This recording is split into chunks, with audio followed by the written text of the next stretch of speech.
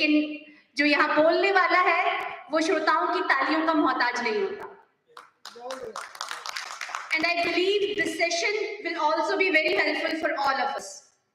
So I would like to invite our chairperson, sir, Professor Singh, sir, to kindly take your seat on dais, sir. And our next speaker,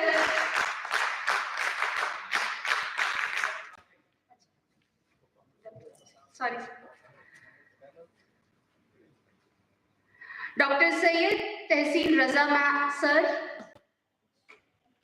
kindly take your seat on dais, sir.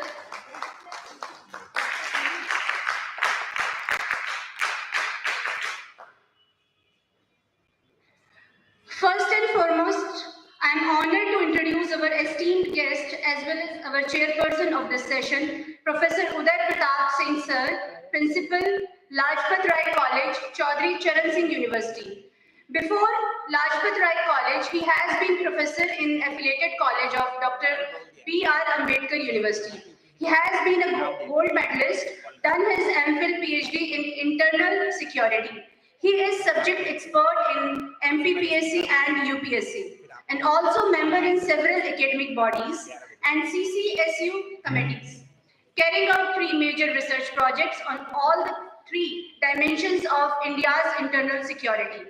Supervised 3 PhDs, published more than 30 research papers in reputed journals, and also published books on information technology and modern warfare and periodicals on matters of education. So welcome, sir.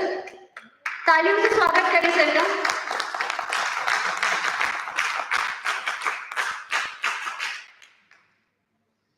And I would also like to introduce our eminent speaker of this session, Dr. Syed Tehseen Raza, Assistant Professor, Department of Strategic and Security Studies, Faculty of International Studies, Aligarh Muslim University.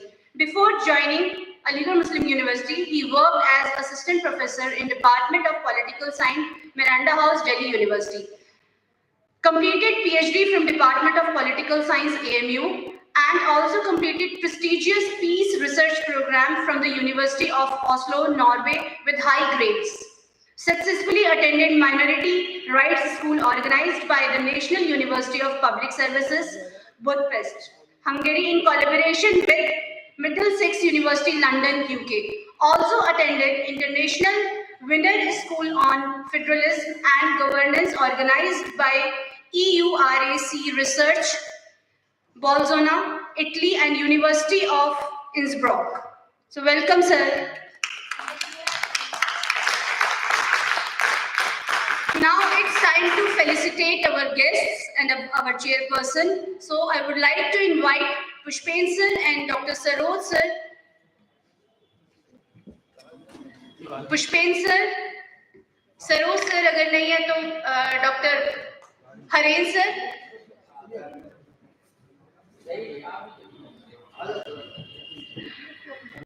हमारे chairperson sir का स्वागत करें.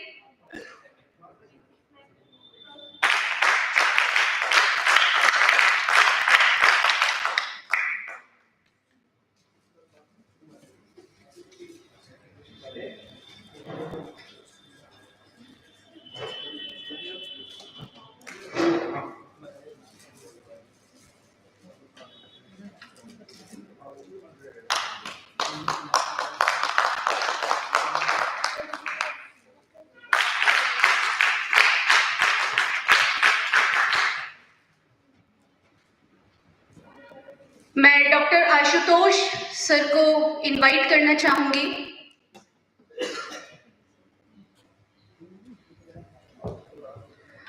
Sir आए और हमारे जो speaker हैं doctor Syed Tahseen रजा sir का स्वागत करें बुके से.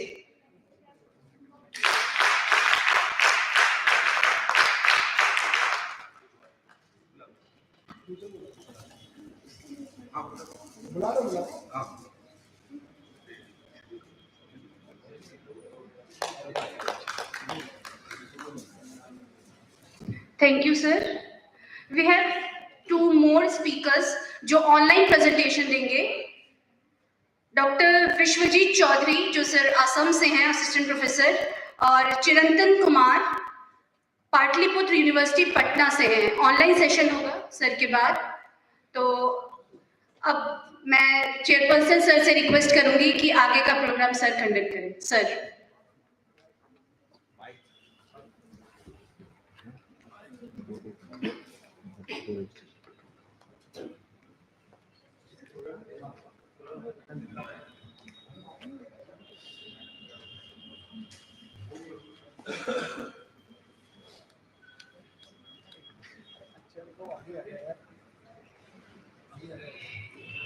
जय हिंद,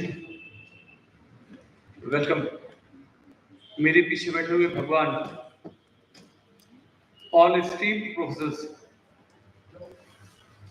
फैकल्टीज, रिसर्चर्स और मेरे काबिल फाजिल दोस्त डॉक्टर सैयद तहसीन रजा साहब, senior professor doctor Pushpendra Singh ji, doctor Pankaj Verma, doctor Akshay, and all the esteemed faculty of Varshney College. Today, second day, Dvitiya Divas, India's neighborhood, first policy, accomplishment and challenges.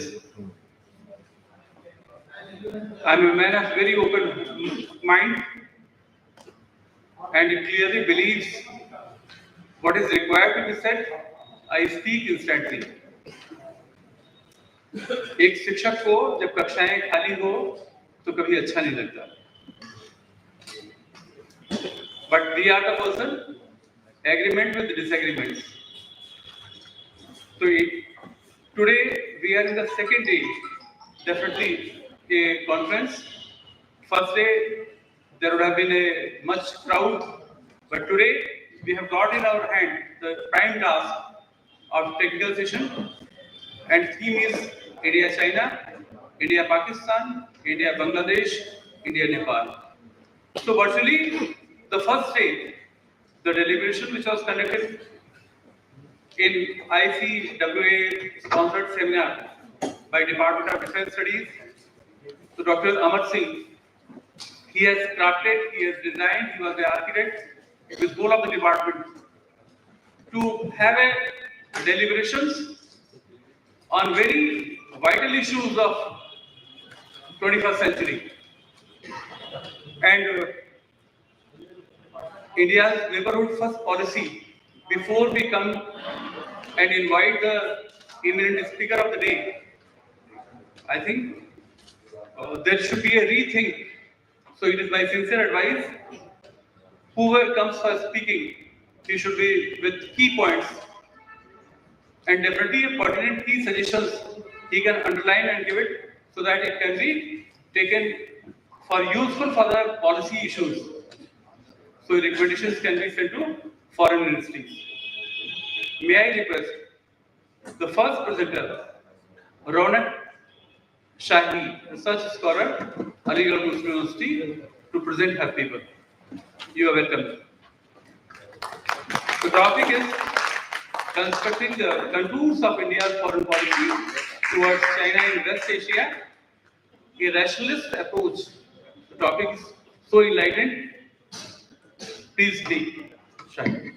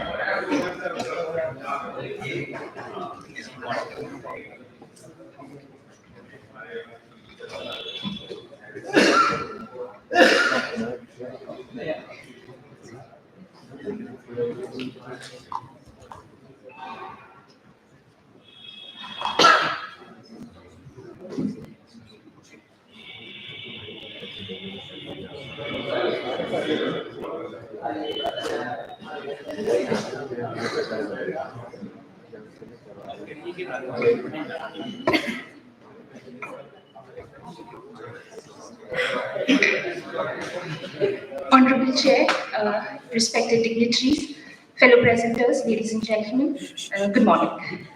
Since I'm not a speaker and a presenter, this is going to be a slightly technical presentation, so I request you to kindly bear with me. My name is Ronak Shahi. I'm a research scholar at the Department of West Asian Studies, Aligarh Muslim University. The topic of today's presentation is constructing the contours of India's foreign policy towards China and West Asia, a rationalist approach. This is the outline of the paper. It begins with a brief introduction and literature review, followed by a theoretical framework that guides the paper, factorizing India-China relations, an overview of India's foreign policy objectives in West Asia, and a discussion of China's engagement in West Asia, an analysis of India-China relations in West Asia with a rationalist approach, and before we conclude, an implication and policy recommendation. With the introduction, John F. Kennedy had once said that the purpose of foreign policy is to shape real events in a real world. कूटनीति में अपेक्षाओं के प्रभाव पर वास्तविक हकीकत हमेशा भारी पड़ती है. Since independence, both India and China have had a foreign policy that has been determined by their domestic goals and national commitments. But over the last decade, India has moved from being non-aligned to multi-aligned, and China from being neutral to non-interventionist. The popular discourse, and rightly so, is that these two power economies are now aspiring global leaders. And by virtue of being co-regionals and neighbors, the dimension of competition enlarges. And since West Asia is a geostrategically important region, therefore it becomes an area where there's desire for influence. There are two primary questions around which this paper revolves. The first, do India and China have conflicting interests in West Asia? And should India engage in this projection? The second question, is there scope for cooperation over competition between these two powers in West Asia? The study uses the rational theory of international politics. The mass literature that is available on the India-China relations in West Asia deals with this topic through the balance of power theory with a securitization approach. The research gap here is that there is lack of comparative study on the different variables that determine India-China's foreign policy in analyzing the prospects of their relations in West Asia. We'll deal with these different variables a little later in the slide presentation.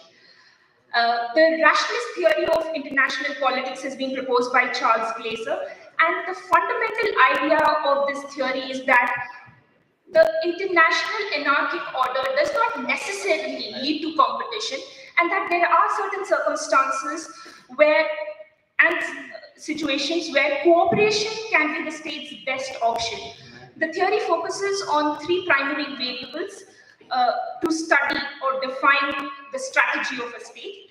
One is the state's motive, उनके interest or goals क्या हैं foreign policy में किसी area में. Material variables, the military and infrastructural capacity, for example. Information variable, a very important variable, that is, what is the knowledge you have of your adversary and what is the knowledge your adversary has about you and you understand of that. So it is using these three variables that the paper makes a comparative study of India-China's motives in West Asia, their capacity building in West Asia, and the outlook that these two powers have of each other in the region through an analytical and descriptive method. From Panchashil to 1962 war, to the newer efforts that were made at Mamlapuram, to the recent border standoff at Doklam, Galwan, and up in Arunachal Pradesh, India and China's relations have been complex to say the least. However, they've continued to cooperate at the multilateral forums. But when we deal with India and China in the global perspective, in general and in West Asia in particular, there are other factors that determine their relations. For example, the challenges in the neighborhood, what challenges India faces, let's say in the South countries, or the challenges that China faces in the South China Sea with Taiwan, in Hong Kong. America's deprioritization of the West Asian region, West Asia looking for diversification, the rise of Global South and its aspirations for multipolarity, the Abraham Accords, the Iran-China-Russia axis, and the more recent Israel-Hamas war. India's foreign policy objectives in West Asia, since independence, there have been four major driving forces of India's foreign policy in the region: energy resources, remittances, the Palestinian cause, and countering Pakistan's influence, especially on the issue of Kashmir. But over the last decade, India's engagement with the region has become more strategic, especially under the Look West policy. There has been increase in trade and investments in several fields of security, defense, technology, manufacturing, transportation. But there are four major headings under which the Indian foreign policy, the contemporary policy, can be understood. The Indo-Abrahamic alliance. Since the signing of the Abraham Accords, India's engagement with the region has enhanced, and the region also looks at India as a credible and stable partner. And in this alliance, this has been materialized through two special groupings. First, the I2U2 grouping, Israel, India, UAE, and the United States. One a superpower, one an intelligence and technological center of the world, UAE being the business center of the world, and India one of the fastest growing economies.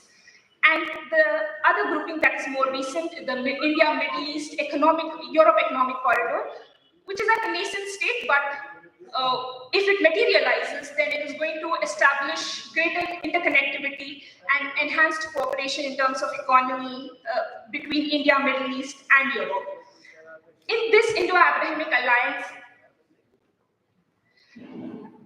the one relation that needs a specific mention is the India-Israel relations. With the present government in center, there is an ideological cohesion between India and Israel. They've become good friends to the extent that Israel is one of the top three suppliers, defense suppliers to India, and 43% of Israel's arm exports come to India. And it is this dynamics that policy analysts like Kabir Taneja describe as the new Middle East policy. We'll discuss a little critically of this a little later. The other heading under which is important in India's foreign policy is the India-Iran relations, which has taken a backseat because of the sanctions and the growing bonhomie between India, Israel, and America. It has stalled the Chabahar project, and the bilateral trade there has been a steep fall in the bilateral trade since 2018. US factor in India's West Asia discourse. Now, US is downsizing its role in the West Asian region. And as it downsizes, it wishes to see India take up that role so as to prevent China from assuming that role.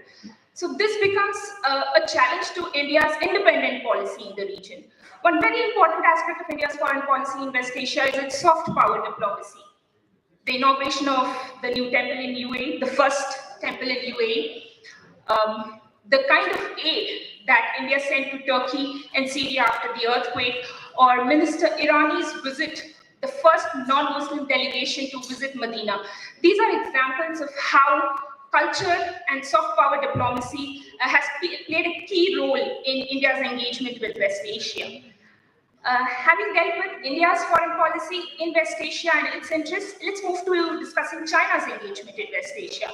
Napoleon Bonaparte had once described China as a sleeping dragon. We can certainly say that the dragon has not only woken up, it is firing wild.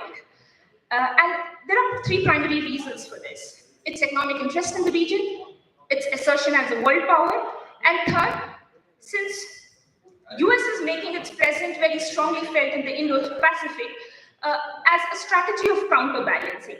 And what makes China an interesting element in West Asia, or very appealing to the West Asian powers, is its non-interventionist policy, which the West Asian countries are are seeking so as to establish more autonomy in their foreign policy. There are three headings under which India's engagement in West Asia can be dealt with. Economy and infrastructure. China is heavily investing in the ports and energy infrastructure, especially along the crucial Strait of Hormuz. It is expanding the BRI, that is the Belt Road Initiative. Around $10 billion have been spent in Iraq, $400 billion in Iran. Iran is a comprehensive, there is comprehensive partnership with Iran. I would like to draw your attention here that while India, there's a fall in our bilateral trade and there is a strain in triumph, there is stagnancy. Just 5 minutes, I just completed. There's stagnancy. Iran, on the other hand, has maintained its relations with, China has maintained its relations with Iran. The Ittihad rail network. These are the examples of China's economy and infrastructural investment in the region. There have been military and technological investments in terms of armed deeds, military exercises, the joint venture in the production of weapons, and it has its diplomacy. The most important aspect, a key element I would say, would be the Saudi Arabia and Iran deal. I will quickly move through. India-China relations in West Asia, now using the three variables that the rationalist theory proposes. Even though this region is strategically important for both India and China, the outlook that India and China have in the region and the nature of their interest variables vary. And not only does their interest vary, their outlook vary, so does the outlook of West Asia towards these two countries.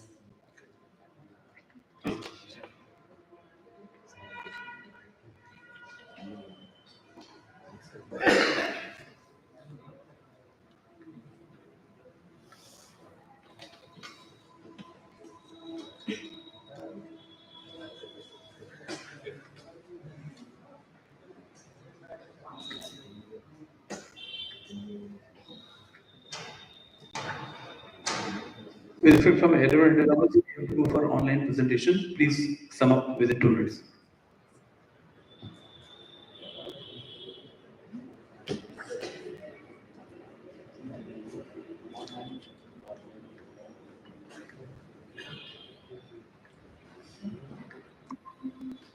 Since there's lack of time, I'll just go through the implications and policy recommendations.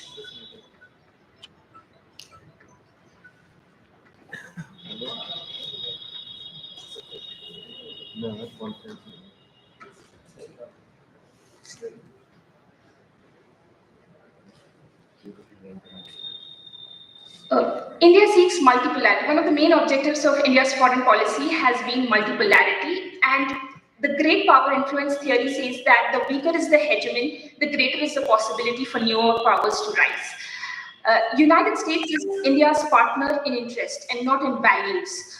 And United States' own history of partnership outside its conventional Western hemisphere has not been very good, whether it be Iraq, Iran, Pakistan, or the North African countries.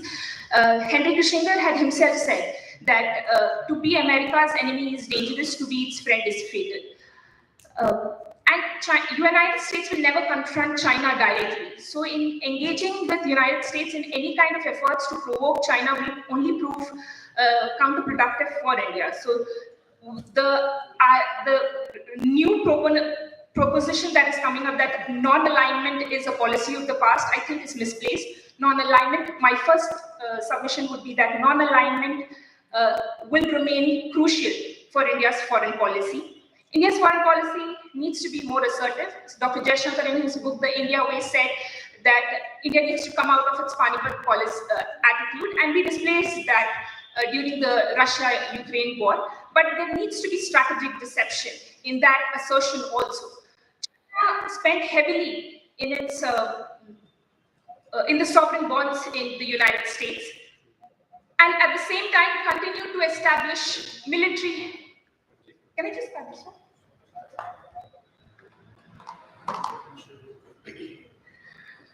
Okay, it needs to normalize its ties with Pakistan.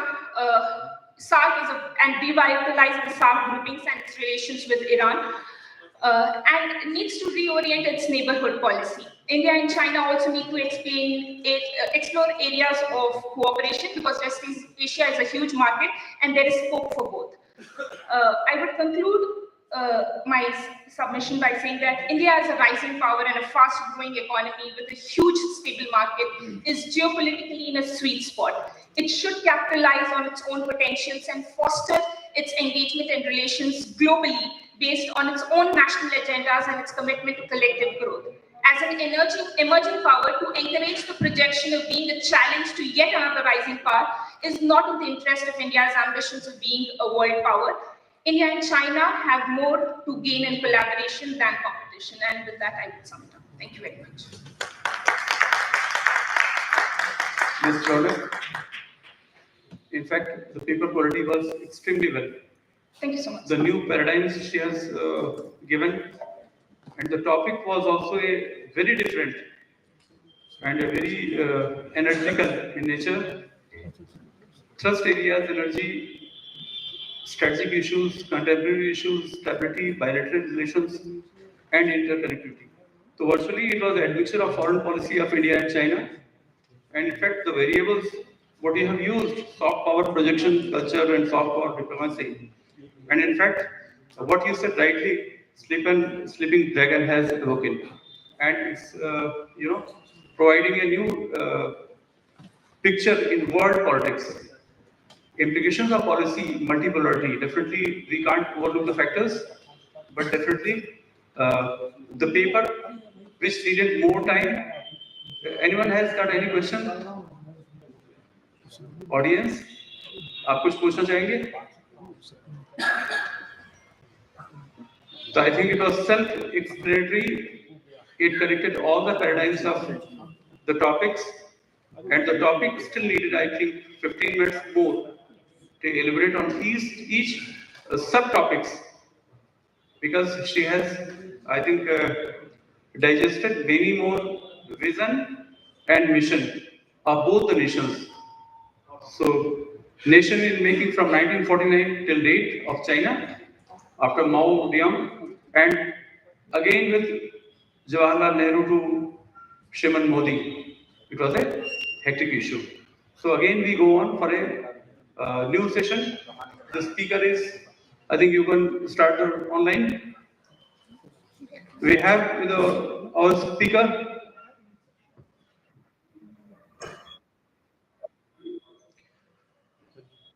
Mr. Chintan Kumar. He is from Department of Political Science, I believe, Patliputra University, Patna. He has completed his MPhil and PhD from South Asian Studies, School of International Studies. He has 10 years of teaching experience in Kirodimal College, Delhi University. So Dr. Kumar, you may speak on. We welcome you for your enlightened lecture. Go on, please.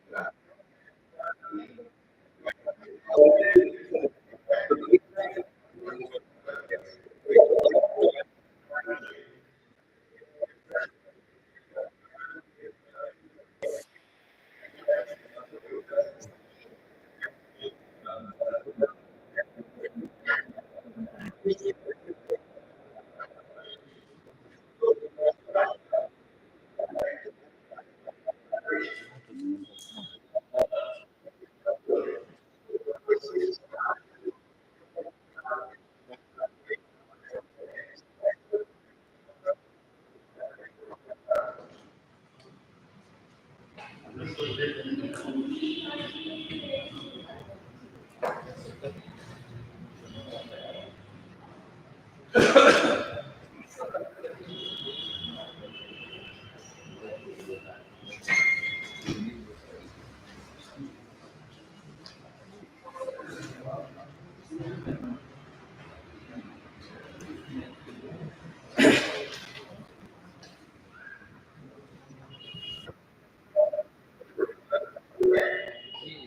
सब दिख रहा है, आप continue करें।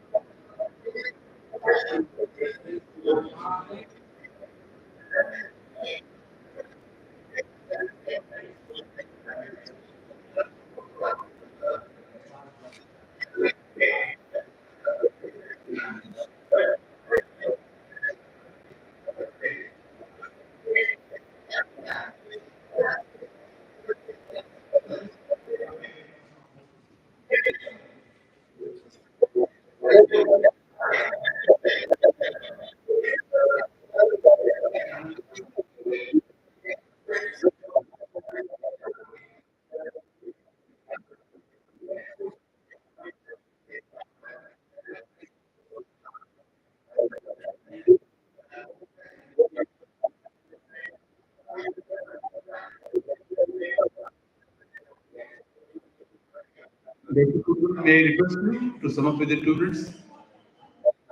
Your time is over by 11:15.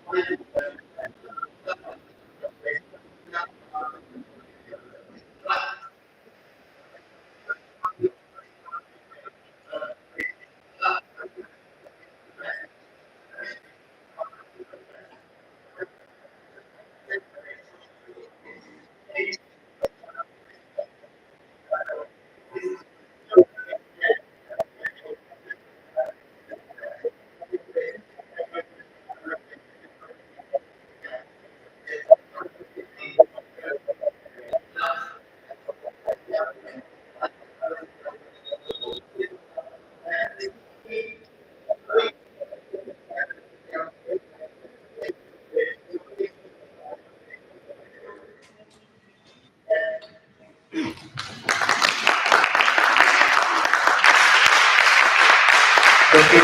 Surendra Kumar, a very enlightened lecture. I think you belong to school of realistic thought, not idealist. You have presented a very good micro study, convergences and divergences with India's interest, giving a very analytical thoughts about economic, strategic, and multilateral issues.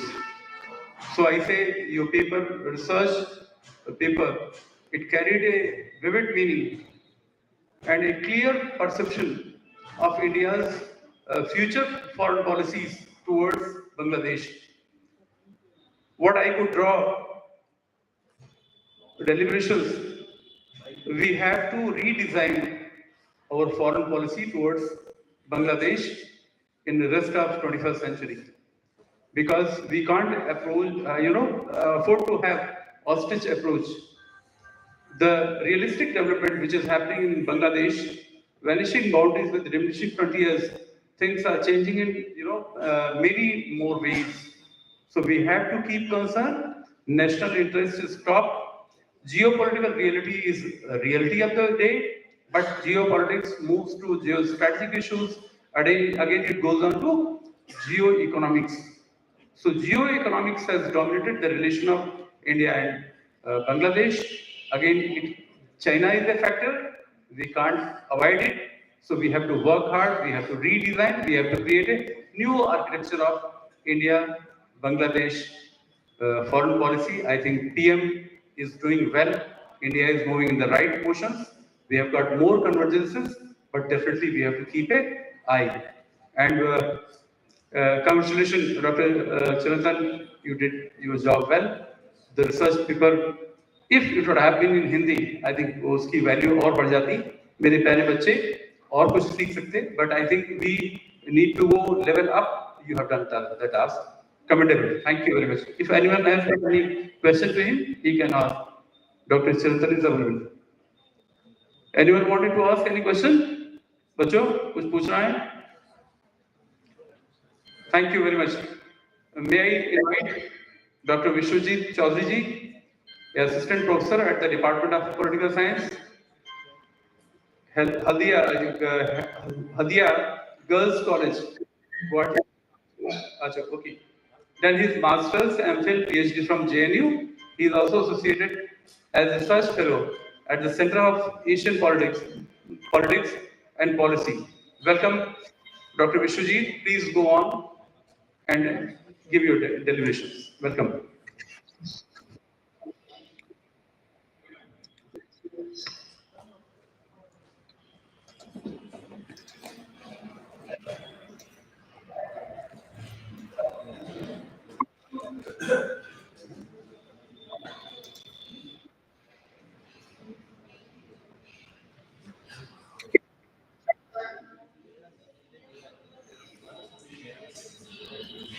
Yes, it is visible.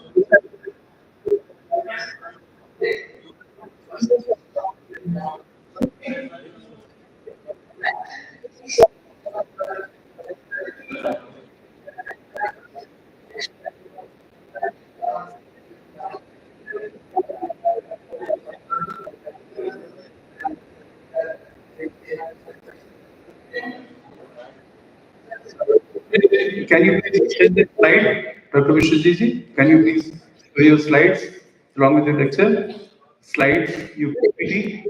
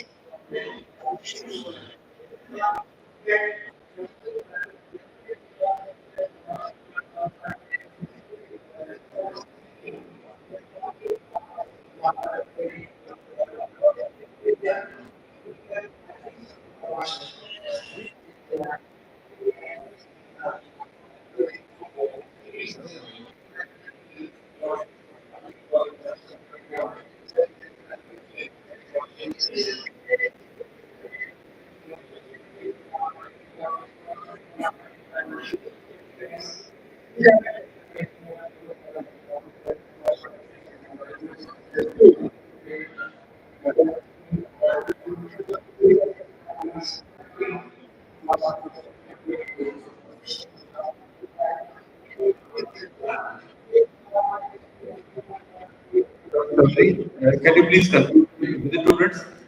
Please.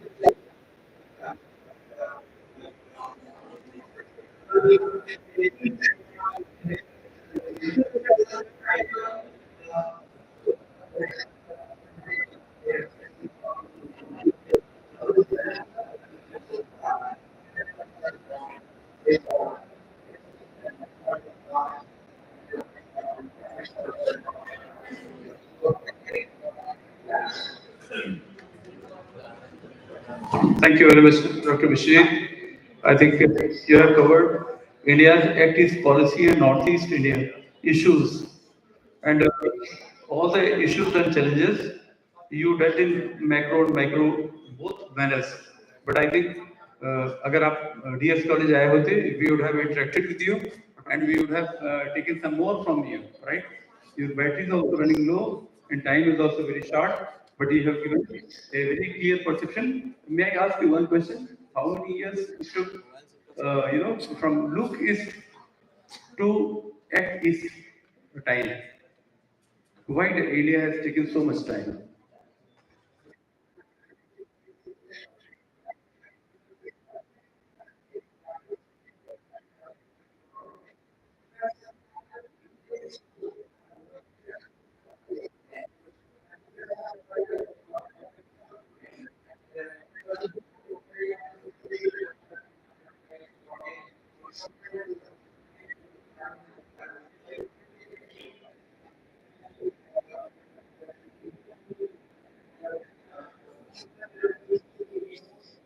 Thank you, Dr. Ali. Thank you so much.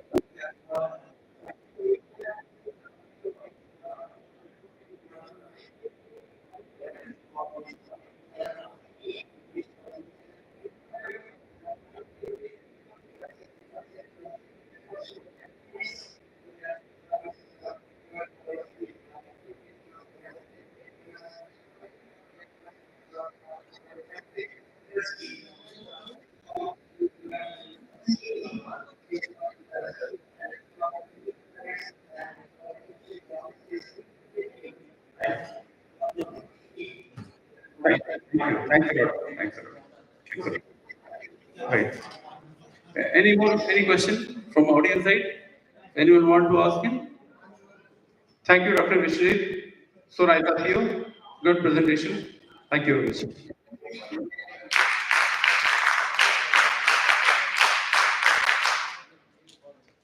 Dr. Amar, is there any presentation?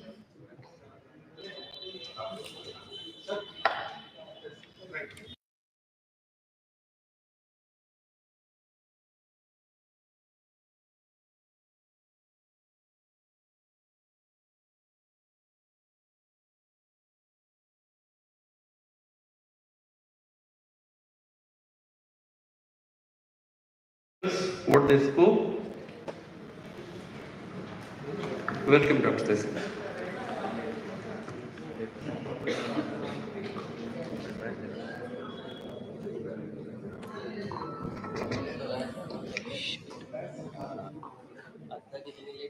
Chair, who very wonderfully chaired the session, Professor UP Singh sir, members of the organizing committee, very dear students, organizers. organizing committee, particularly Dr. Amar, who has been kind enough to get us in. I'll say because I've come with my friend Dr. Azizur Rahman, so kind of you to get us into this.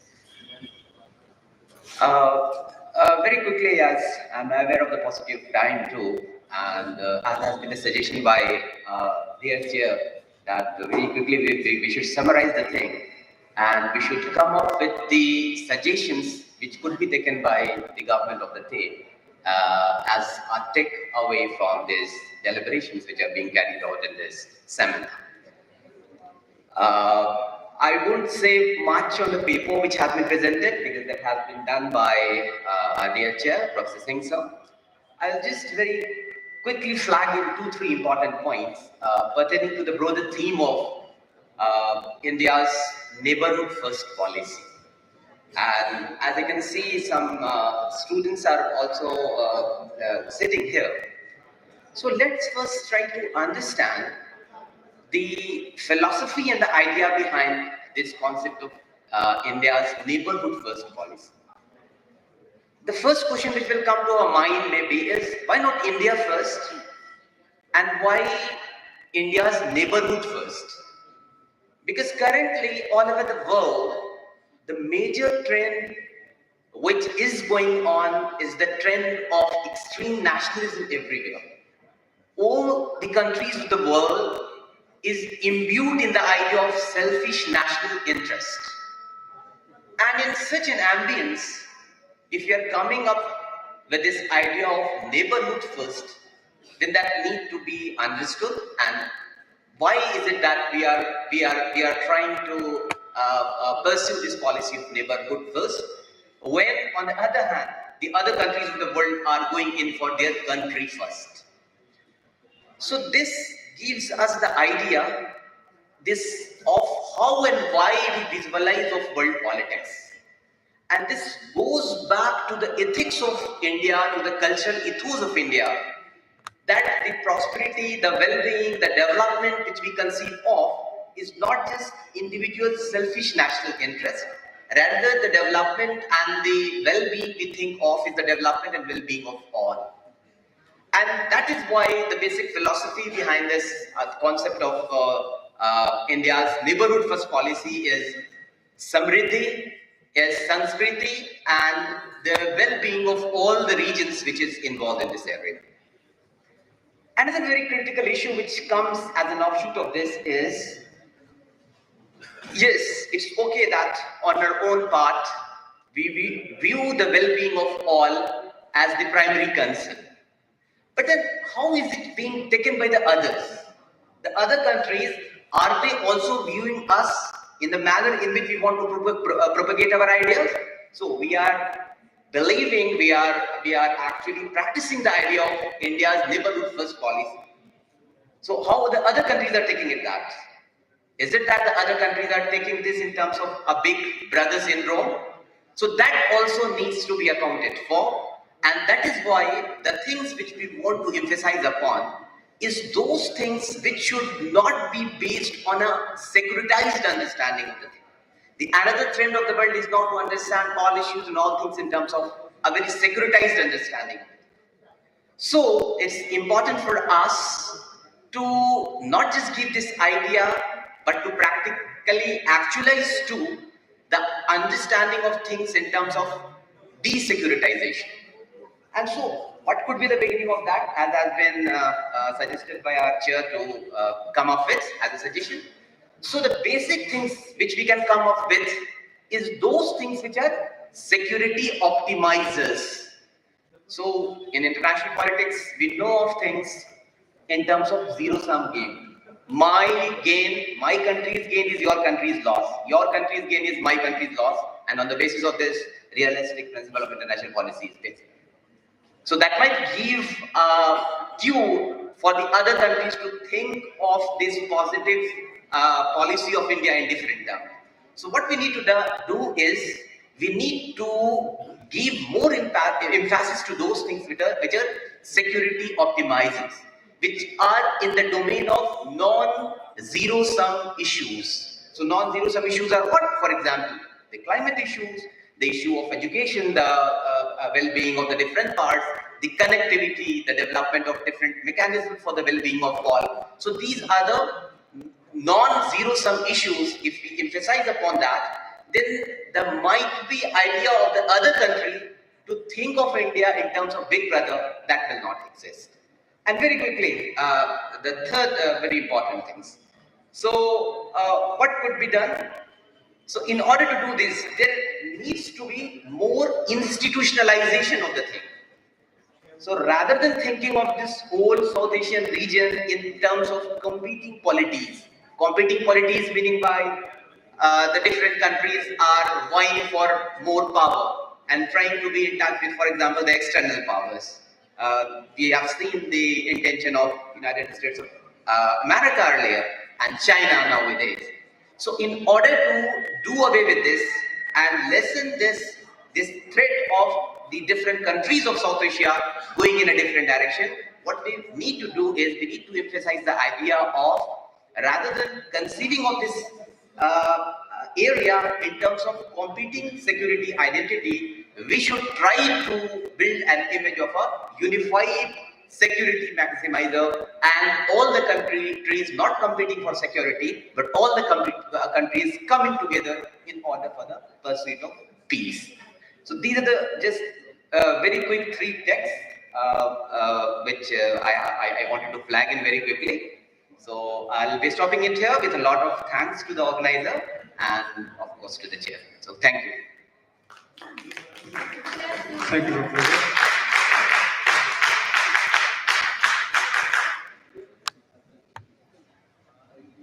I also welcome Professor Amar Singh of Hindu College. Dr. Pushpenji is present. You should bring him. He is head of the Department of Defense Studies, Hindu College. इसके बाद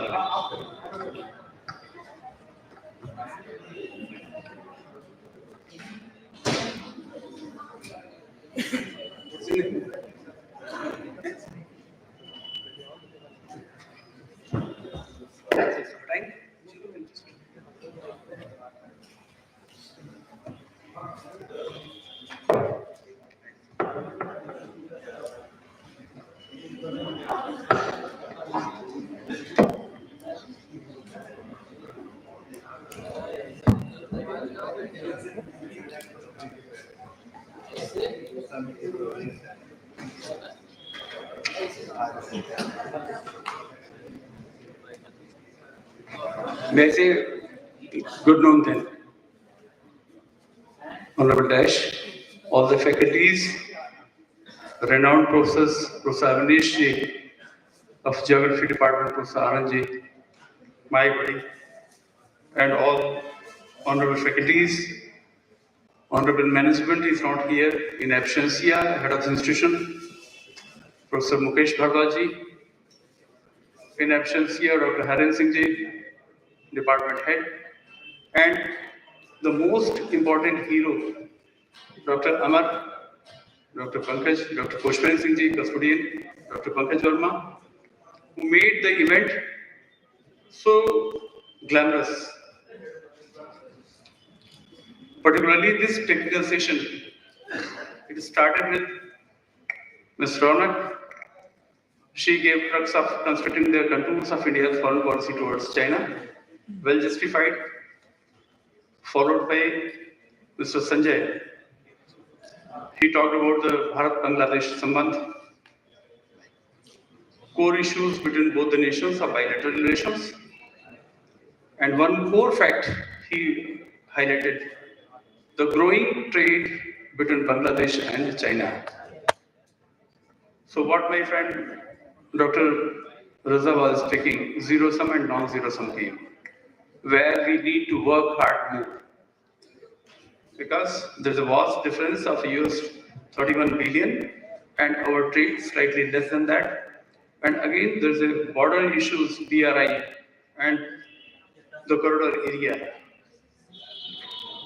We came with one more lecture of Dr. Bishwajit Chaudhary from Guwahati. Paper was informative, good, but could have been more if PPT could have been displayed. at the end of the, when I came, I also came with a preparation, particularly neighborhood first policy, accomplishment and challenges. ये जो तकनीकी सत्र है वह इतना महत्वपूर्ण है क्योंकि भारत की आजादी के बाद, विशेषकर शीत युद्ध के बाद, यानी कि post cold war, the dynamics of foreign policy, बच्चे भी हैं तो मैं हिंदी भी बोल रहा हूं, नहीं तो जो प्रोफेशनल थी वो इंग्लिश में थी। जो विदेश नीति में बदलाव आए, जवाहरलाल नेहरू जी जो प्रधानमंत्री के समय से, लाल बहादुर शास्त्री के समय से और श्रीमती गांधी जी के समय से, और विशेषकर 1991, 1974 बहुत सारे टर्निंग पॉइंट थे जो भारत विकास के सोपान प्राप्त कर रहा था। और 1954 में भी जो डॉक्ट्रिन नेहरू जी ने तैयार की, पंचशील की, 1962 भारत चीन युद्ध, 1965 का युद्ध, 1971 का युद्ध, और भारत का और दो पाकिस्तान बनना, एक पूर्वी पाकिस्तान और एक पश्चिमी पाकिस्तान। तो बच्चों ये जो टॉपिक है कि भारत की पड़ोसी देश हैं और इनकी हमारे प्रति जो इनकी नीति है और हमारी नीति है, तो शायद बहुत बड़ा बदलाव आया है 21वीं शताब्दी में, विशेषकर 1991 जब पीवी नरसिम्हा राव थे तो उन्होंने बात की लुक ईस्ट की, क्योंकि आप देखिए सूर्य पूर्व में उगता है और हमारे ये जो राष्ट्र हैं, हमारे जो पड़ोसी हैं, उनके साथ साझा संबंध हैं, क्योंकि ये कहा गया है कि आपके रिश्तेदार अलग दूर रहते हैं लेकिन आपके जो पड़ोसी हैं वो पड़ोस में रहते हैं, उनके साथ आपको बना के रखना पड़ेगा।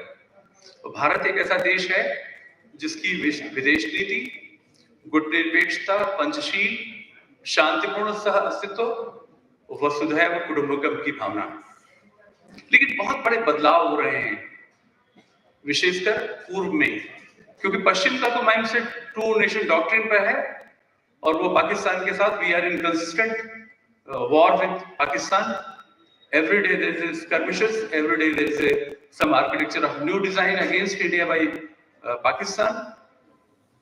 So it is inflicting 1,000 cuts on our national security, and they will do it because their policy is India-centric. But we can't compare ourselves with failed state Pakistan, which is governed by 3 A's.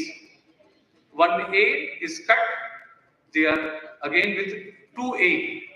That is their theocratic concept of religious, I don't want to name it. Again, there is a predominant army. So you can understand the complications in India-Pakistan relation. Again, K is a flashpoint. It's a nuclear flashpoint, Kashmir.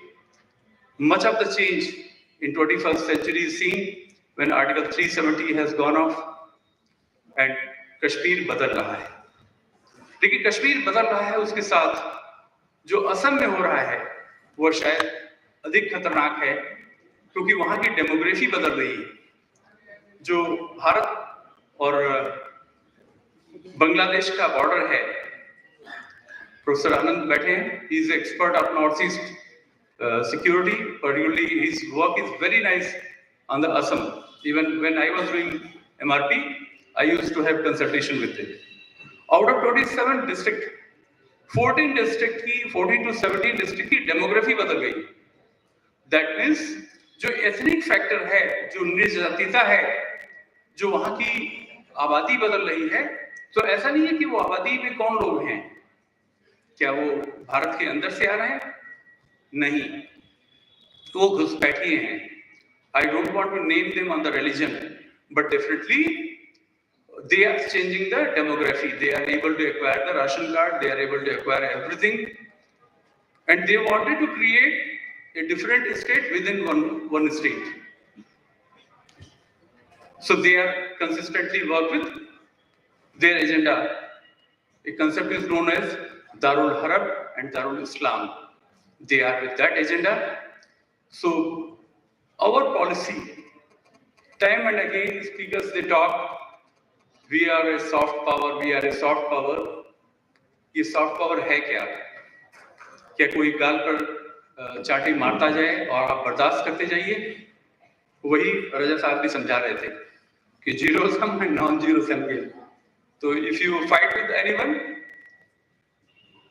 There can't be a win win situation. वो दो ही condition में होती है जहां पर वो issue environment से जुड़ा हो, वहां जो रिसोर्सेज शेयरिंग से जुड़ा हो, वहां ऐसा हो कि कन्वर्जेंस हो दोनों की. तो there is a win win situation. So we have to find out more convergences with the nations. So particularly our approach that should go with the Gujarat doctrine, because he was the prime minister. He realized that we are with a big brother syndrome. We are unable to address them, and if we are unable to address them, we are unable to touch their heart and mind. हम उनके दिल और दिमाग को नहीं छू पा रहे हैं, इसलिए हमारी दूरियां बढ़ती जा रही हैं. And dragon China, it is, expanding its design. Technically, वो आगे बढ़ रहे हैं और उनकी जो बढ़त है हमसे लगभग 20 से 25 वर्ष पहले चल रहे हैं. तो आपने देखा होगा कि उन्होंने न्यूक्लियर वेपन्स पहले हासिल किए, उन्होंने जो टेक्निकल एक्सपर्टीज प्राप्त की और उन्होंने जो बहुत यूनिक चीज की वो पॉपुलेशन कंट्रोल पॉलिसी बनाई. We could not make that population control policy. जो human capital थी, if we start a narrative कि human capital हमारे पास क्या कम है क्या? 140 crore, 135 to 140 crore, and they have got we have surpassed. यानी कि आज के दिन में हमारे पास उनसे अधिक जनसंख्या है. जो प्रोडक्टिव पॉपुलेशन है हमारी इस समय, जो 2047 का मिशन बन रहा है कि we will be a developed nation. तो particularly Robert McNamara has rightly defined that defence is development and development is defence. You consider micro example. Singur एक जगह है वेस्ट बंगाल में जहां पर टाटा एक फैक्ट्री लगाना चाहते थे and he could not establish the factory because in West Bengal hooligans, gundas, anti-social elements, they have not allowed it. So there was no security. So security is your prime concern. Whenever you breach, you will be at the receiving end. You have seen in 1990 when USSR was broken into 15 segments, perestroika and glasnost. इतनी openness, इतनी restructuring जो Mikhail Gorbachev ने की कि पूरा का पूरा Russia टूट गया. आज रशिया में भी जो वार चल रहा है, रशिया और यूक्रेन का या इजराइल और हमास का, इजराइल और हिजबुल्लाह का, तो ये जो गेम्स चल रहे हैं इंटरनेशनल रिलेशन में, वो उनके उद्देश्य क्या है? Particularly, China is working with neo-colonial concept. China has a huge capital. It has got more production. If you see the size of China, how much China has got a vast geographic area. So particularly, why Santosh Babu, he laid his life and he has not declared, he has not opened the fire. और आपने देखा होगा कि संतोष बाबू की daughter ने कैसे उन्हें नमन किया था. So every Indian is laying his life to safeguard the nation's interest. But we can't fight with China directly. So we have to develop an approach indirectly. That's what उनके जो thinkers थे, Mao थे, Sun Tzu थे, they said 1,000 years back, the acme of war is not to fight and win. The acme of war is to win without fighting it. That is the theory of indirect approach. So it should be in the foreign policy. Now there is a paradigm shift in our foreign policy. When Talbot, he sets सबका साथ सबका विकास. So in fact, the northeast has a much potential where the Myanmar is located. And Myanmar की location ऐसी है, बांग्लादेश की location ऐसी है कि आपके नॉर्थ ईस्ट पर उसका बहुत बड़ा प्रभाव पड़ा है. North east was a area which was neglected. वहां जाने पर लगता ही नहीं था कि हम हिंदुस्तान में हैं. मैं गया था वहां पर, ये बात है 2000 की. मुझे ऐसा लग रहा था कि मैं हिंदुस्तान में ही नहीं हूं, क्योंकि वहां से बहुत सारे चीजें जो थी वो हमसे अलग थी. खान पान विकास का लेवल नहीं था, परेशानियां बहुत सारी थी, बल्कि उनकी अप्रोच चीन से अधिक मिली हुई थी, म्यांमार से अधिक मिली हुई थी. उनकी अप्रोच हिंदुस्तान से बाहर थी. यानी कि एक्ट ईस्ट की जो लुक ईस्ट की पॉलिसी थी, that was incomplete, inconsistent and it was a vague. But when prime minister Modi started act east policy, yes, it started with much facts. तो 4-5 पॉइंट्स हैं कि we have to bring our foreign policy in line with active partnership. तो ये जो India neighbourhood first policy की है, mutual benefit, people centric, regional framework, stability and prosperity. So peace and tranquility, they are the two things which are different because they are the prime conditions for development of any nation. They are needed. इसीलिए professor साहब zero sum और non zero sum game की बात कर रहे थे. That is a part of international theory, game theory. Again, greater connectivity. So when you go on for the transit, definitely logistic will get improved. When you are able to increase your logistic, your connectivity becomes better, और when your connectivity becomes better, आपका development होगा. आपने ये देखा होगा कि golden quadrilateral ने हिंदुस्तान में कैसे विकास किया, यमुना एक्सप्रेसवे में कैसे किया, उत्तर प्रदेश के पूर्वांचल एक्सप्रेस में कैसे किया. The same thing is being implemented in north east. South Asian regional cooperation, shark एक बच्चा पैदा हुआ 1985 में, एंड वो किससे था? रिसोर्सेज, एनर्जी, गुड्स, लेबर और information across the countries. So particularly, it has done a good job, but failed platform था. Economic cooperation में एक बहुत important चीज नजर आई कि बांग्लादेश, भूटान, इंडिया एंड नेपाल. यहाँ मैं बताना चाहूंगा कि जो गुजरात डॉक्ट्रिन है वह दो चीजों पर थी. एक था रेसिप्रोकल, एक था नॉन रेसिप्रोकल. तो रेसिप्रोकल में हमने ये देखा कि we had hydro water treaty with Nepal. Yes, it was reciprocal. Again with Pakistan, जो सिंधु नदी का समझौता था वो reciprocal था. But Gujarat doctrine again talked about you should move from reciprocal to non-reciprocal. यानी कि very tiny nations, Maldives, Sri Lanka, what they will give you. So definitely you have to give them.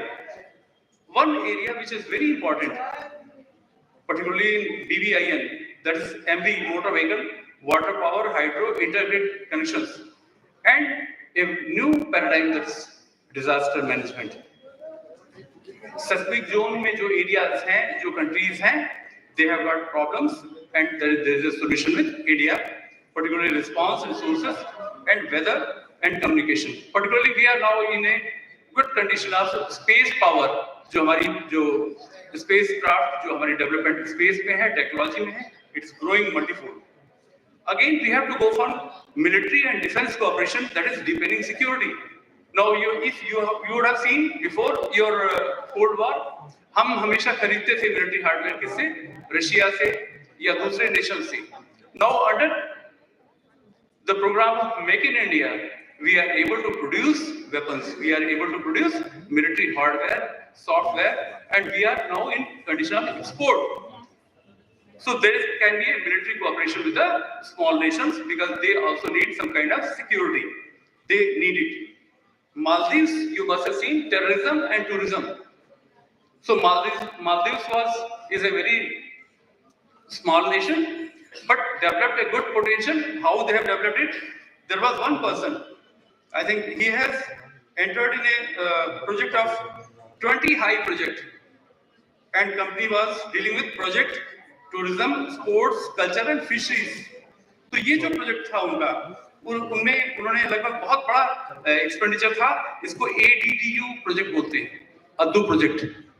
The Aldu project was in an Indian multinational. He did well, and he has created one dimension. Now, if foreign policy is moved slightly, there can be improvement. Economic cooperation. In August 2021, FCON एक company थी. FCON has got a support of Government of India, and they did GENCP. ये एक project था जो Greater Male के साथ था, and it is working fantastic. So India Bhutan एक ऐसी फ्रेंडशिप थी जो 1949 की थी. 2007 में एक पैराडाइम शिफ्ट था. India is a nation which doesn't, resist natural development. So they have sacrificed everything. 2007 में एक बहुत बड़ा इम्प्रूवमेंट किया उन्होंने कि भूटान की सॉवरेनिटी को, यानी कि फॉरेन पॉलिसी को उन्होंने मुक्त किया. They said you can go for what? You can develop your own foreign policy. Still we will give you protection. एक बहुत महत्वपूर्ण चीज है, वो नेपाल के साथ है शायद रोटी और बेटी की, जो पिथौरागढ़ से शुरू होती है, पंचाचूली के पर्वतों से शुरू होती है और वो लास्ट तक जाती है आपकी बॉर्डर के साथ पूरे उत्तर प्रदेश, बिहार और नॉर्थ ईस्ट के साथ. उसकी जो कहानी है वो रेसिप्रोकल है. मैंने कहा रेसिप्रोकल और नॉन रेसिप्रोकल. एक इतना बड़ा हाइड्रो प्रोजेक्ट जिसके कई सब पार्ट से 5 एग्रीमेंट हुए, सतलज का 490 मेगावाट का, वो एक ऐसा प्रोजेक्ट था जिसने इन दोनों देशों को बांधा. लेकिन फिर क्या था? ठीक, okay. So hybrid power project and MOU, and again going with changes, and I again end with Gujarat doctrine. तो कभी-कभी हमें ये सोचना पड़ता है कि विदेश नीति का स्थायी हो या विदेश नीति में बदलाव हो. समय, काल, परिस्थिति के हिसाब से विदेश नीति में, सुरक्षा नीति में हमेशा बदलाव होते हैं और हर राष्ट्र को अपने राष्ट्रीय हितों का संरक्षण करना पड़ता है और संवर्धन करना पड़ता है. ऐसी परिस्थिति में आज जो राष्ट्रीय सेमिनार का आयोजन सचिव डॉक्टर अमर सिंह ने किया, इस तकनीकी सत्र में मैंने एक बात अर्जित की कि बहुत कुछ करने को बाकी है और बहुत कुछ हम लोग गवर्नमेंट को भी दे सकते हैं. ये कॉन्फ्रेंसेस मेरली धर्म समाज तक न रहे, क्योंकि जब मोदी जी ने भी टेक ओवर किया था तो मैंने भी 67 पेज का डॉक्यूमेंट भेजा था. That was for counter strategy. तो आप भी कृपया 10 पेज का डॉक्यूमेंट बनाइए और जिसने जो मौलिक विचार दिए उसको एटलीस्ट पीएमओ के ऑफिस तक जाने दीजिए. शायद वहां से कोई रिवॉर्ड नहीं आए, तो no reward is required for this. I am very happy I have shared a document of 67 pages. उसमें जो सर्जिकल स्ट्राइक थी और सर्जिकल स्ट्राइक हुई बाद में. तो I am very glad what I have done with other policy matters and I keep writing it. मैं लिखता हूँ. तो अनंत शुभकामनाएं रक्षा अध्ययन विभाग के लिए कि आज रक्षा अध्ययन विभाग में doctor Amar Singh, doctor Pankaj Verma, doctor Pushpendra Singh ji, doctor Harendra Singh और सभी साथियों ने जितना अभिनव प्रयास किया है वह अभिनव प्रयास और हो, दीपक और जले, और अनंत शुभकामनाएं. Thank you very much. जय हिंद.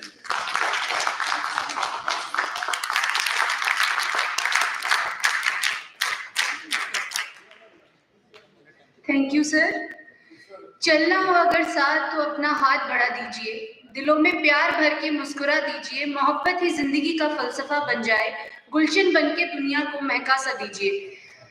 सर के कुछ वर्ड्स इसी से ताल्लुक रखते हैं. सर ने कहा कि हमें हमारे जो नेबरहुड कंट्रीज हैं उसमें एक ही रास्ता है कि हम एक सौहार्दपूर्ण वातावरण रखें जो प्रेम के फलसफे से ही शुरू होता है. So thank you very much sir. I would like to thank Chairperson Professor Uday Pratap sir again for giving his precious time for us, and thanks to all the speakers of this session.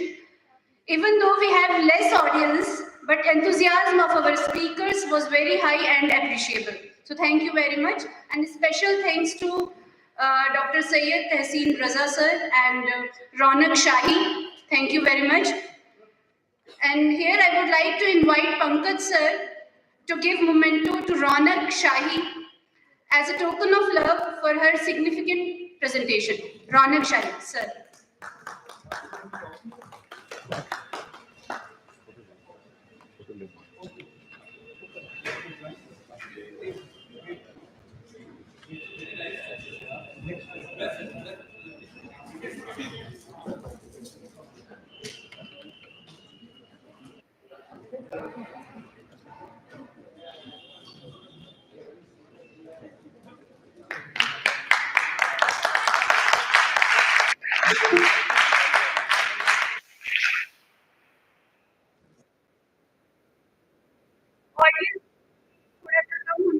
मौजूद हमारे presenters जो हैं उन्होंने presentation बहुत अच्छा दिया, तो उनके लिए 2 लाइंस हैं।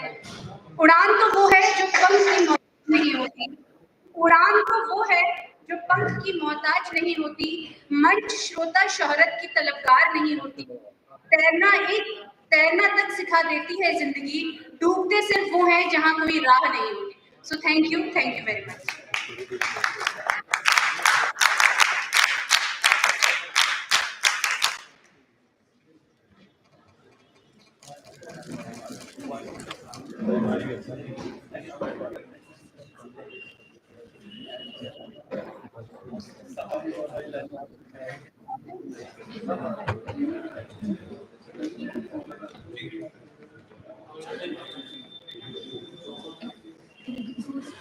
We have one more presentation.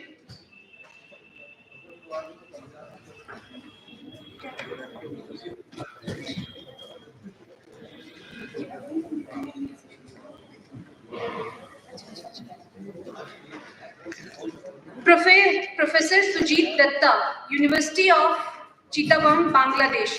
She will give her presentation in online mode.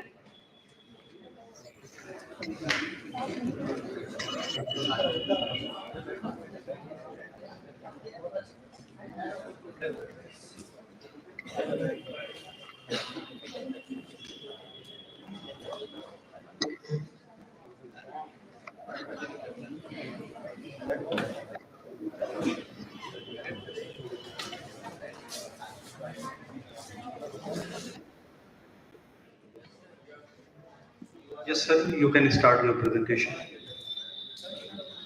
We can see you, sir. You can start your presentation. Yeah, you are.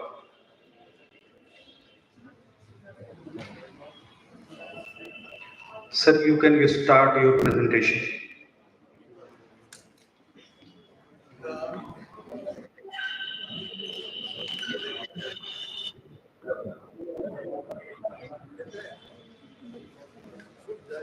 Can you hear me, sir?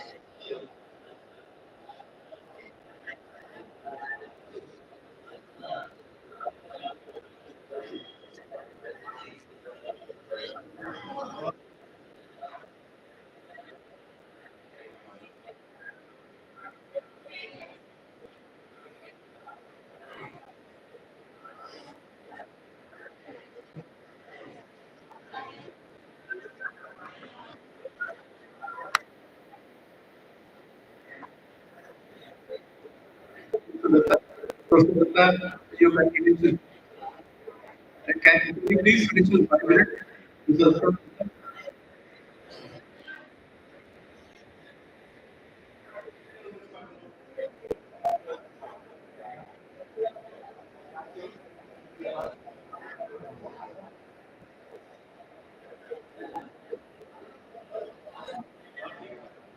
Sir, please conclude in 2 minutes. If you can hear, please conclude in 2 minutes.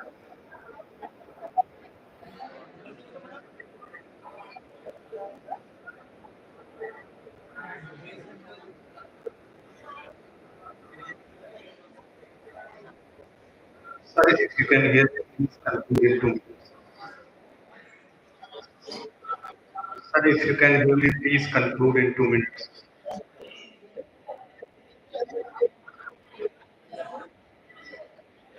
So can you hear me?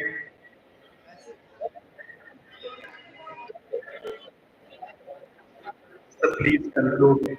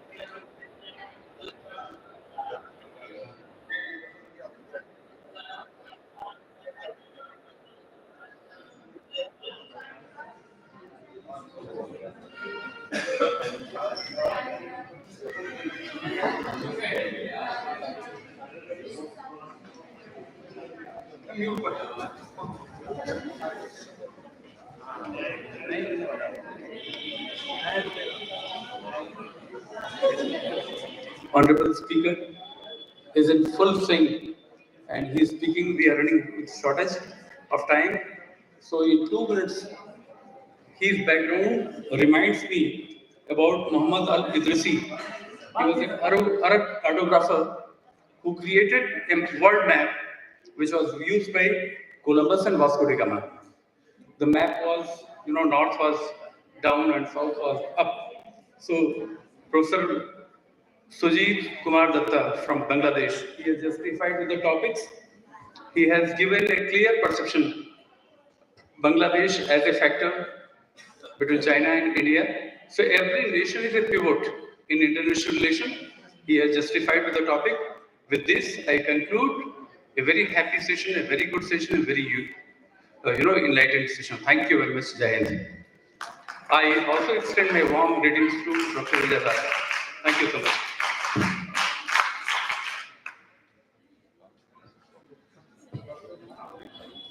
My special thanks to the audience कि इतना patiently आपने सुना और अपना बहुमूल्य समय दिया. आपको बहुत सारा साधुवाद, बहुत सारा धन्यवाद. Thank you very much.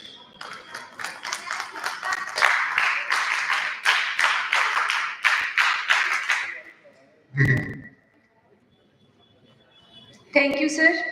Thank you, audience.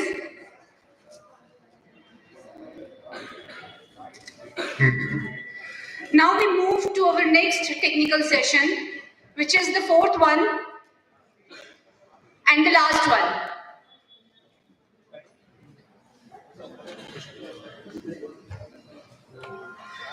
I again welcome you all in the fourth technical session of this national conference. The theme of this session is Act East Policy and Connect West. India, Sri Lanka, India, Bhutan, relationships, Indian Ocean outreach.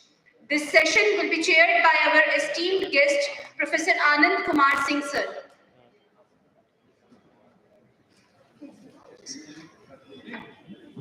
I would like to invite sir on the dais.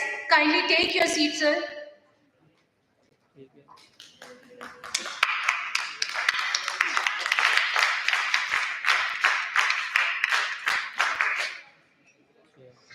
He is professor and in charge in the Department of Defense and Strategic Studies. College, Muradabad, Uttar Pradesh. He has 23 years of teaching and research experience, specializes in national security and international relations.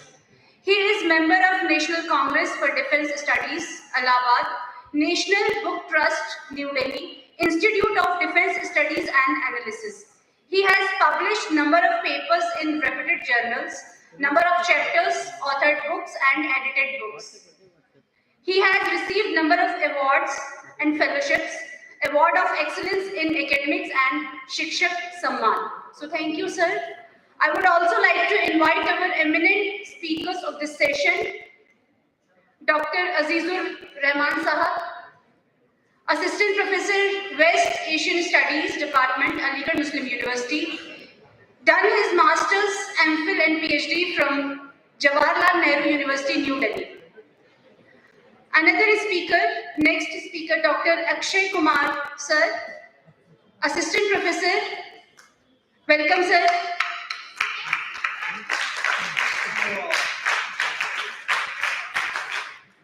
Shri Vashni College, Department of Defence and Strategic Studies. Completed his PhD from Chaudhry Charan Singh University. We have two more speakers, sorry. Dr. Navneeta Dori, Senior Assistant Professor at Tata Institute of Social Science, Guwahati campus.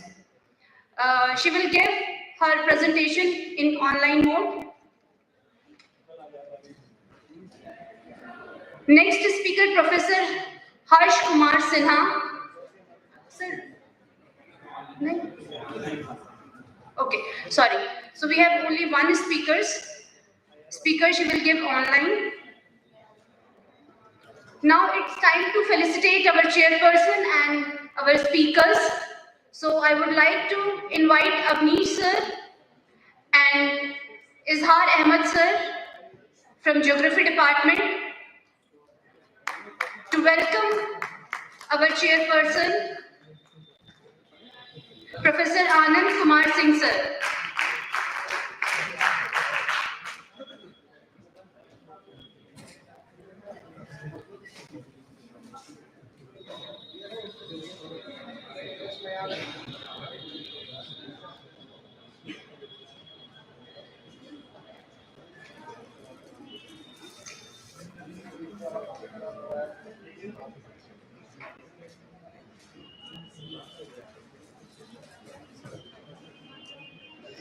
You're most welcome, sir.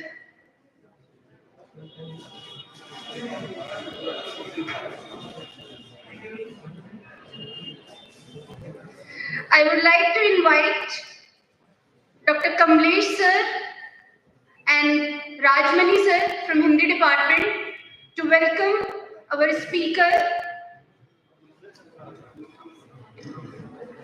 Dr.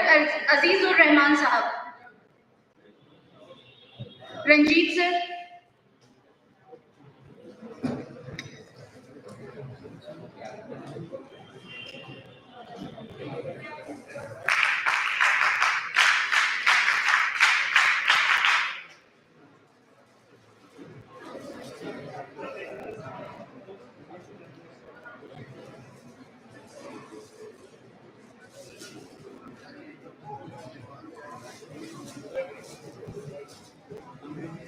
Now I would like to invite Dr. Vishal Yadav sir from Maths department and Dr. Nagendra Patel sir from Hindi department to welcome our esteemed speaker, Dr. Akshay Kumar sir from Vashni College.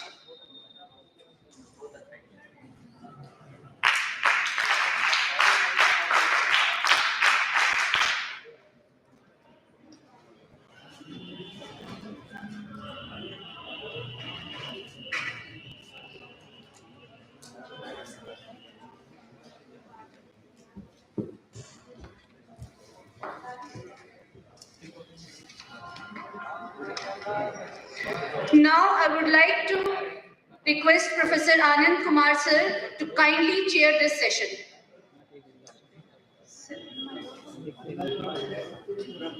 Thank you, sir. Thank you. आज इस सभागार में आने के बाद एक बहुत दिनों बाद एक अच्छी अनुभूति हुई कि संख्या भले कम हो लेकिन सुनने वाले जितने भी हैं वो बहुत सुधीर श्रोता के तौर पर बैठे हैं, सुन रहे हैं। और एनसीसी के बच्चों को जो एनसीसी की ड्रेस में यहाँ बैठे हैं, अच्छी बात है कि वो यहाँ हैं, क्योंकि आज वो जो आप सुन रहे हैं आप उसको आगे आपके ये काम आएगा। क्योंकि ये जितनी भी सेमिनार्स हो रही हैं शिक्षकों के लिए तो ठीक है लेकिन विद्यार्थियों के लिए ज़्यादा जरूरी है। तो बहुत अच्छा लग रहा है। पीएस कॉलेज के जो डिफेंस स्टडीज डिपार्टमेंट है उनको बहुत बहुत धन्यवाद कि उन्होंने यहाँ हम लोगों को याद किया और बुलाया। और उससे भी बड़ी बात है कि बड़े भाई प्रोफेसर यूपी सिंह सर उस समय चेयर कर रहे थे और उनसे बहुत कुछ सीखने को मिला है हम लोगों को भी, और आपको भी सीखना चाहिए। और इत्तेफाक से वो अलीगढ़ से तो उनका नाता बहुत गहरा है। तो जो भी जिनको पेपर प्रेजेंटेशन के लिए जिनका भी नाम भाई अगर लिस्ट हमको मिल जाए तो बुलाया जाए और ये सेशन शुरू कर दिया जाए। सेशन शुरू करना तो बहुत आसान होता है लेकिन उसको समय पर पूर्ण होना उसका जरूरी होता है, क्योंकि उसके बाद वैलिडेटरी सेशन भी आपका है। तो इसलिए जो भी इस समय जिनके पेपर हैं, हाँ, अच्छा, पहला जो नाम हमारे पास उपलब्ध हुआ है वो है डॉक्टर इम्तियाज अहमद साहब का। हैं क्या यहाँ उपस्थित हैं? आइए प्लीज। आप अपना टॉपिक इसमें नहीं है बता दीजिए। आप गेस्ट फैकल्टी हैं, please. Hello. Good afternoon to everyone, the senior professors, faculty members, research scholars, and the dear students. Thank you for inviting us here.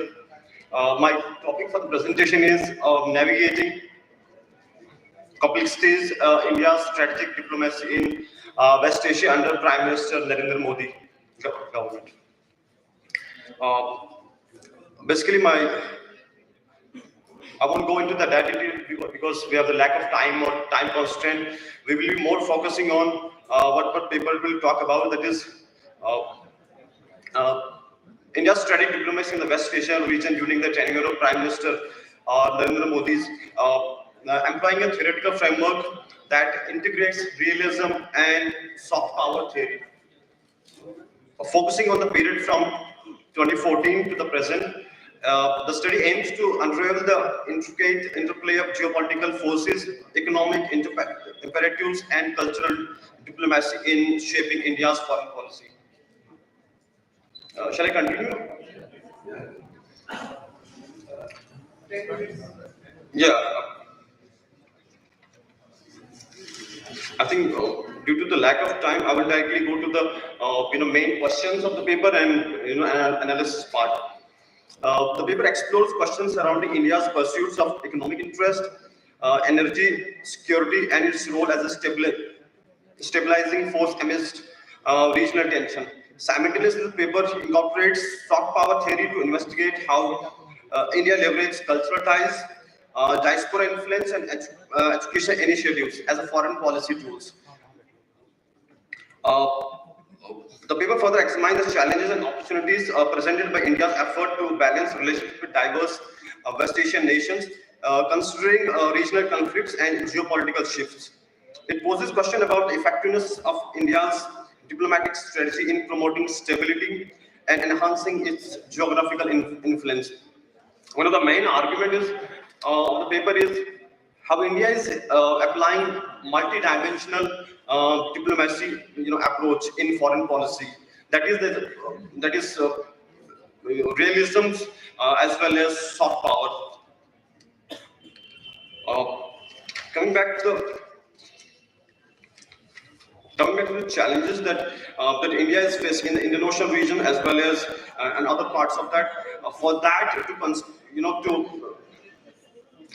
to counter those challenges, the government of India has, in the past 10 years, they has, being living on the realism. So India has conducted several military drills or exercises in the West Asian countries in the last 10 years. That is, countries like Oman. The India has done 6 naval exercises.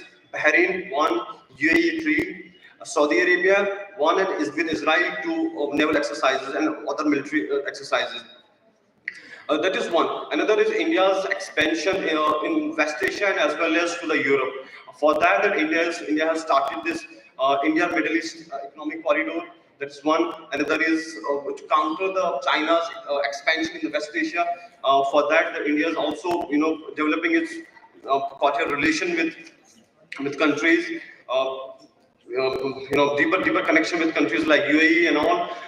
One of the examples that we get it.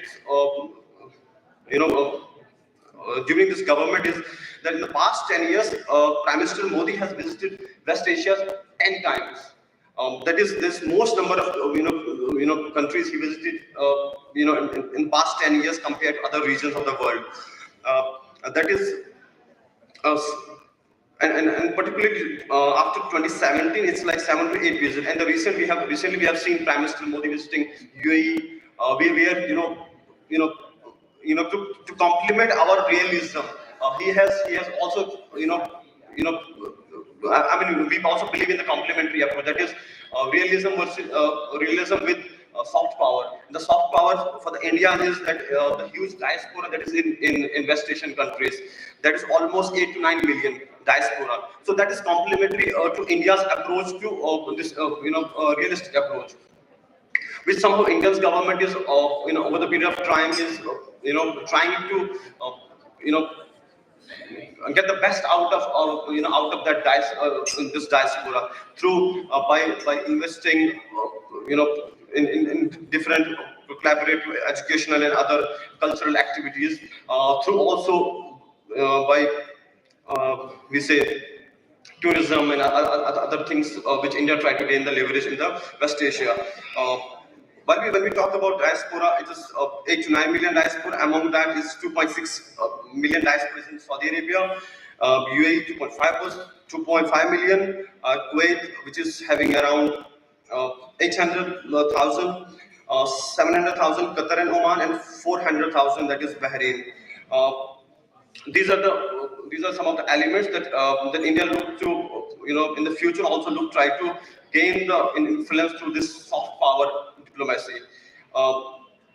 India's engagement in the West Asia extends beyond economic and security consideration to emphasize the cultivation of cultural ties, educational collaboration, and influential role of the Indian diaspora.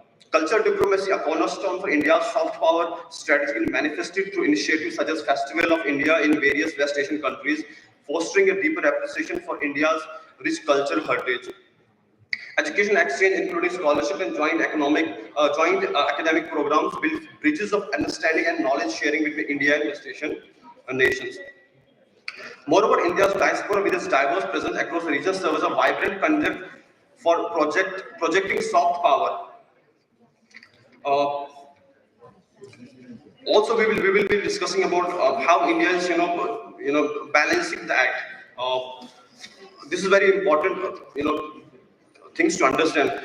Even though India has a challenge, India is dealing with countries which are mostly Muslim countries. So there's always a challenge how India will navigate through because of the changing geopolitical situation in the West Asian region, like situation like Israel and Palestine conflict, how India will navigate through that conflict.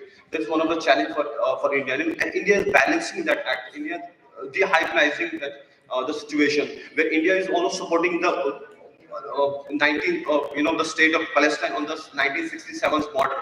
But at the same time, India is expanding its relation with Israel, by investing in sports, by investing in its militaries and other sectors. So that's challenge. And also, countries like Iran and Saudi Arabia, the conflict between Iran and Saudi Arabia. That's one of the challenges for India as well, because look at the perspective where we see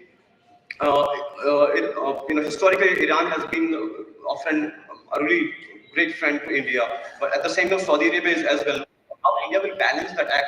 That's one of the challenges for India. Uh, I think I will go to the last main part of this.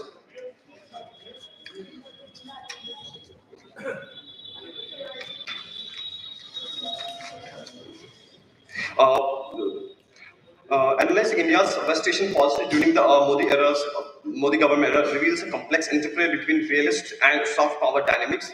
The realist dimension, characterized by strategic consideration and security imperatives, is evident in India's pursuit of energy security and the cultivation of strategic alliances.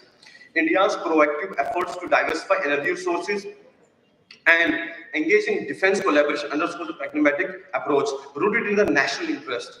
On the other hand, the soft power aspect is exemplified through cultural diplomacy, education initiative, and influential role of the Indian diaspora. Bollywood's popularity, yoga global appeal, and the economic contribution of the diaspora shows India's success in projecting soft power. On the realistic dimension, counterterrorisms, Indo-Pak rivalry that also come into interplay in that Chabhan port as well. These are the dimensions of realism. On the other hand, the soft power dimension will be diaspora contributions, India Ocean Rim Association, technological advancement that India is making during that period. The challenges and complexities. Challenge for the India's diplomacy will be balancing interest. Thus, maintaining good relation with Iran and Saudi Arabia, which requires diplomatic fineness despite their rivalries, and at the same time, Israel and Palestinians. Second is just 2 more minutes. Human rights concerns. India's growing economic and security ties with countries questionable human rights, records raising ethical and reputational issues. Another will be evolving political landscape. The ongoing political transformation in West Asia necessitate constant adaptation and recalibration of India's strategy. I think that's very enough. Thank you. Thank you.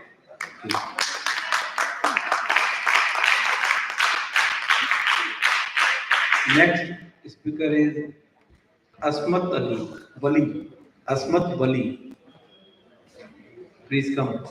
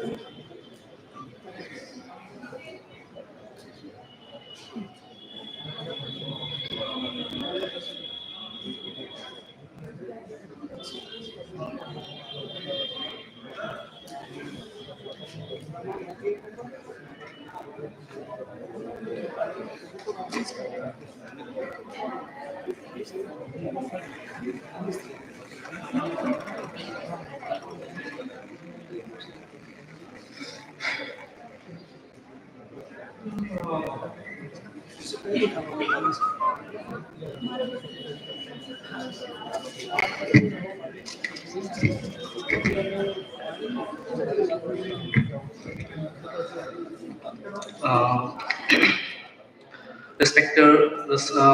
respected Professor Anand, sir, Dr. Azir Rahman sir, and Dr. Akshay Kumar sir, and the faculty members, delegates. I, Asmat Wali, from the Department of West Asia North African Studies, Aligarh Muslim University. So my topic is China rises and India responses.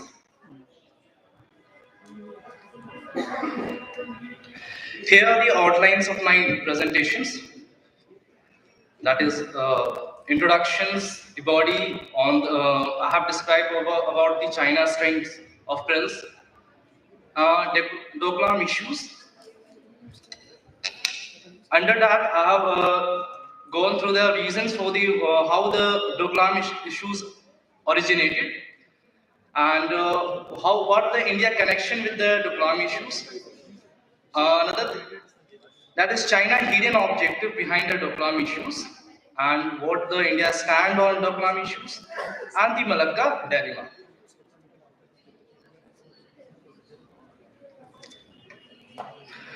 China and India have historically maintained a peaceful relation for the thousands of the years of recorded histories, but the harmony of their relationship has varied in the modern times after the Chinese Communist Party's victories in 1949. The two nations have sought economic cooperation with each other, while the frequent border disputes and economic nationalism in both countries are major points of bone of contentions. Now, China has now clearly emerged as the major world power, and India needs to seriously think about how it will engage its neighbor over the 21st centuries. The futures of this Sino-India relationship will be both competitive and collaborative at the same times. However, the relationship will not be balanced one. The Chinese are already become stronger on almost all the front. It can be a military, it can be an economically, it can be a politically. China is trying to encircle the India. Moreover, they have systematically built up the leverage over the decades, even when there was no obvious need for it. Indian strategists spend too much time trying to understand the immediate motives of the Chinese regimes and thinking about the specific responses to the specific scenarios. This is meaningless when dealing with the country that is thinking in a civilizational time frames. And it is far better to think in terms of leverage and counter leverage, build out systematically in small incremental steps. The four major areas of potential competitions and conflict between the two countries are Indian and Chinese export do not compete much in a global market today. However, we have a reasons to expect that the two will compete aggressively in futures. Both the countries will compete globally for the supplies of commodities and energies, border disputes and the waters of the Brahmaputra. And even ignoring its links to the Pakistan, China has built up a presence in a South Asia that threatens to the encircle India. In the short term, India can probably do little more than strengthen military defenses, including the investment in additional mountain divisions and strategic weapon systems. However, this will be ultimately of no use if China continues to build leverage in all other areas. In the long term, therefore, India needs to consider a number of measures. The first one is India is in a position to exploit its demographic advantage to compete with the China's industrial economy over the next 21st centuries. Policy tools ranging from the exchange rate to infrastructures should be geared to this end. Second one is, given its inability to secure an external energies or resource supplies in the Chinese matters, India needs to strictly conserve its internal minerals and energy resources. Third one is, India needs to work harder to improve the relationship with the South Asian countries other than the Pakistan. Similarly, it needs to build up closer ties with the Southeast Asia, Japan and South Korea. And the last one is that India should use the soft power as an active tool for diplomacies, and this would include using Bollywood, prestigious awards, of course, diaspora, and the ancient cultural ties, as in the Southeast Asia, to promote India's worldview. So all these measures require the small incremental steps maintained over the decades.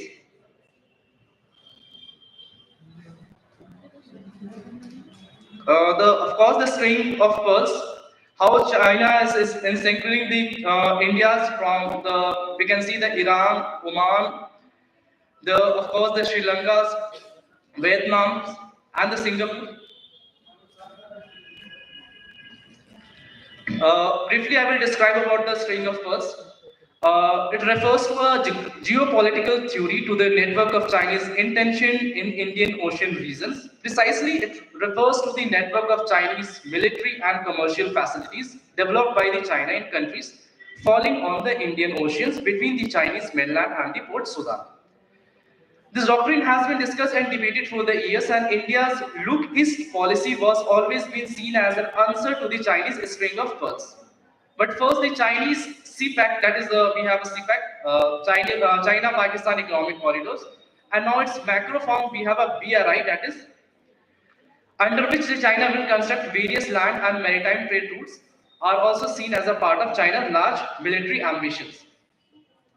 Those similar militaries and commercial facilities have been developed by the China to encircle the Japan and other American allies as well.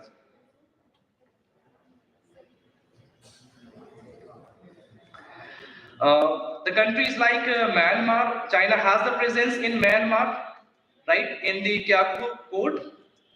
In response, India opened the Sidwe port. In case of Bangladesh, China has developed the port of Chittagong, but in response, India has opened the Mongla and the Matavari port.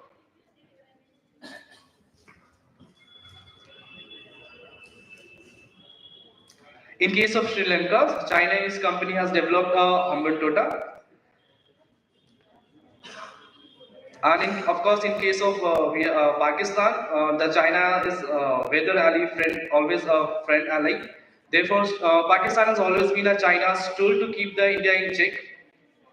The Gwadar port, which is developed by the China for the presence of CPEC, and India responded with the opening of Chabahar port.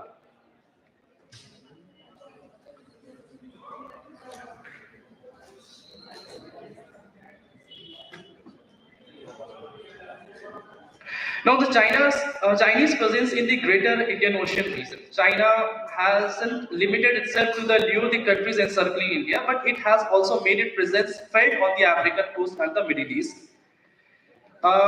Now, how India has planned to counter the China, that is the most important. Apart from the Look East policy, through which India has been trying to improve the relation with the China's southern eastern neighbors like Taiwan, South Korea, Philippines, and the Japan, India has been trying to improve its relationship with its neighbors.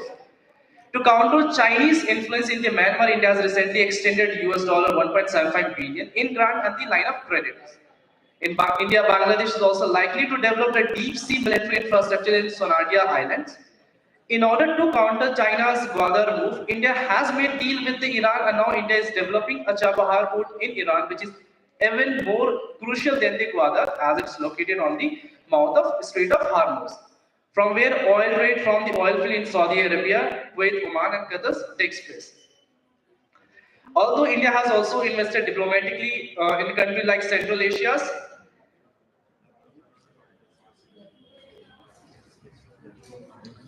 now we have Doklam issues. The reason behind the origin of these Doklam issues, although it was since from 1984, the 24 boundaries discussion have been held and accords were signed in 1988 and 1998 to maintain the status quo in the disputed areas. The two parties also agreed to prohibit the use of force and agreed to use only peaceful means for the negotiation. However, according to Bhutan, China has violated the border records of 1988 and 1998 by attempting to build a road in the disputed Doklam area as a part of its BRI projects. Many believe that through the initiative, China wants to execute its hidden objective of a grand imperial plan for making the Chinese dream a success, leading to the present state of affairs. Now, how the India's connection with the Doklam issues? Since the June 2017, when Bhutan voiced its opposition to the China's building a road from the Yardong on the Doklam Plateau, there have been a stalemate in the area where India and China, although India does not have any authority in the Doklam region, unlike the China and Bhutan, it has always favored the Bhutanese claim. On August 1949, Bhutan and India have signed a treaty of friendships calling for the peace between the two nations and non-interference. According to the treaties, Bhutan agreed to let India guide its foreign policy over the border sovereignties and discuss the matters of foreign and defense affairs. But in 2007, Bhutan and India have signed another treaties advancing the 1949 Accord, stating that both countries stood for the close friendship and cooperation with each other on the matters concerning their national interests. Since Bhutan's sovereignty is sacrosanct for the India's on 18 June 2017, Indian military entered the disputed area between Bhutan and China to stop the illegal construction of the road, leading to a longest stalemate between New Delhi and the Beijing since 1962.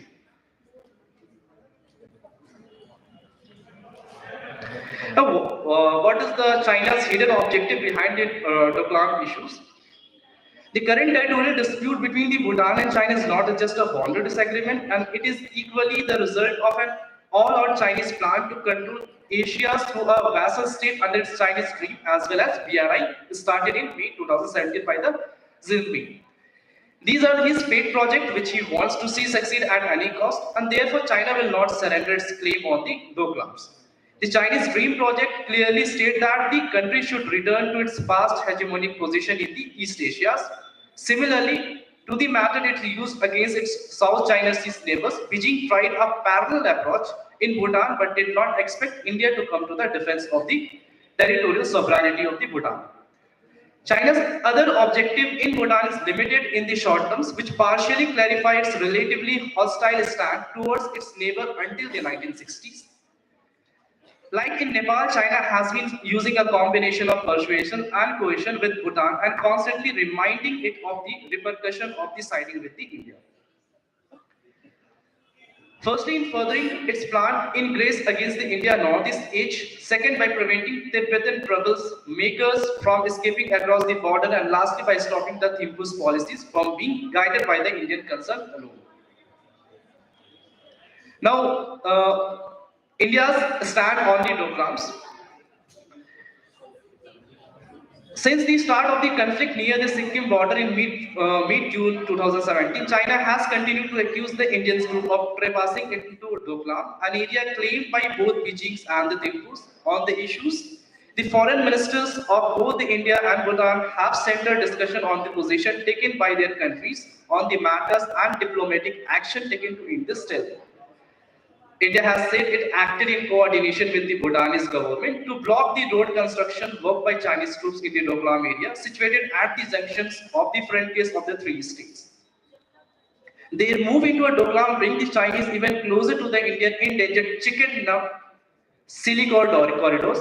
The corridor joins the state of West Bengal and the rest of India to the northern eastern part of the country. Therefore, the construction of the road is another way to force India's hand on tri-junctions by forcing it further to the south.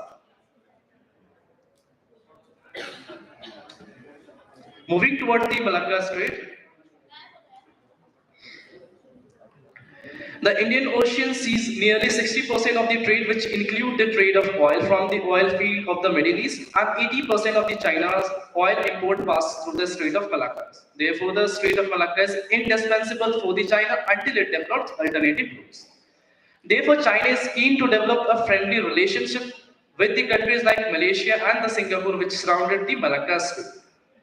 And India has a strategic hold on Malacca Strait, and in past, as India has threatened to block a Malacca Strait when China was willing to help Pakistan in 1971 war. China is said to have developed a naval base near the Strait of Malacca and the Cocos Keeling Island, which is a distant part of the Australians. Coming to the conclusions, in the words of the one Indian government officials, the best response to the rise of the China is the rise of India, and India is rising, driven by the strong economic corridor, likely to be more than 8% of this year. One big difference between the India and the China, of course, is their political systems, but the Chinese officials are not envious of Indian democracies. In fact, one reason for their distance towards India is that they think it's a decentralized and often chaotic political systems create inefficiency that hamper economic growth. In any case, the continuing rise of the India requires not only a strong growth, but also a clever diplomacies. India has done well to build a friendship with the United States, Japan, and many Southeast Asian states, but it needs to improve its performance in its neighborhoods. Thank you, everyone.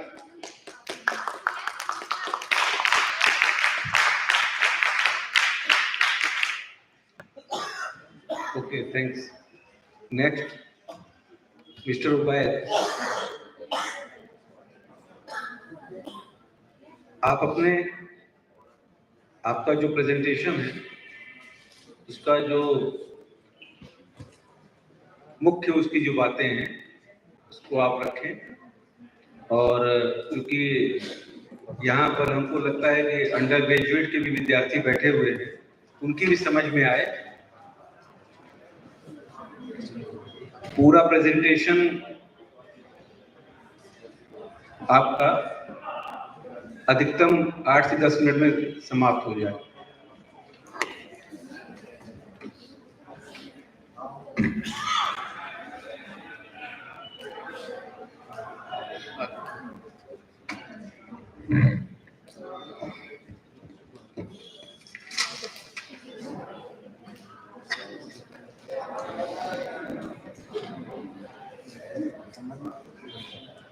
Good afternoon, respected chief guest and all faculty of DS College and delegates. My name is Mohammad Ubaid. I'm a student of Aligarh Muslim University, Geography Department. Standing here to present the topic illegal immigration.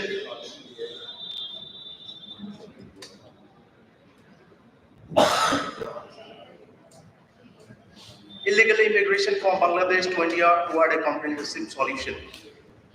This presentation explores the causes, challenges, and proposed strategy to address the complex problem. India is a geostrategic question. Its relatively sound economic position from the labor and liberal democratic tradition have long made it magnet for people in other part of region who feeling persecution in their country of origin or looking for the better life. Refugee illegal immigrants from Tibet, Afghanistan, Sri Lanka, Myanmar, Pakistan, and Bangladesh have found shelter in India, while refugees coming from other parts like Tibet, Sri Lanka, Afghanistan, Myanmar have dealt with in somewhat systematic manner. Although at mark the influx of refugee illegal immigrants coming from Bangladesh has largely been left unattended. As a student of geography, I am more concerned with the spatio-temporal and causal consequences of illegal immigration.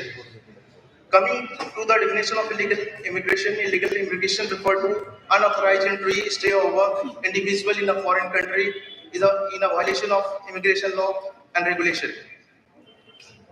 Here is the problem. You can see the map of Bangladesh. Bangladesh abuts India from the seaside, sharing the largest border, about 4,000 kilometers. A border India state with the West Bengal, Assam, Meghalaya, Tripura, and Mizoram. Ever since the independence and partition of India, we see many waves of people coming towards the India.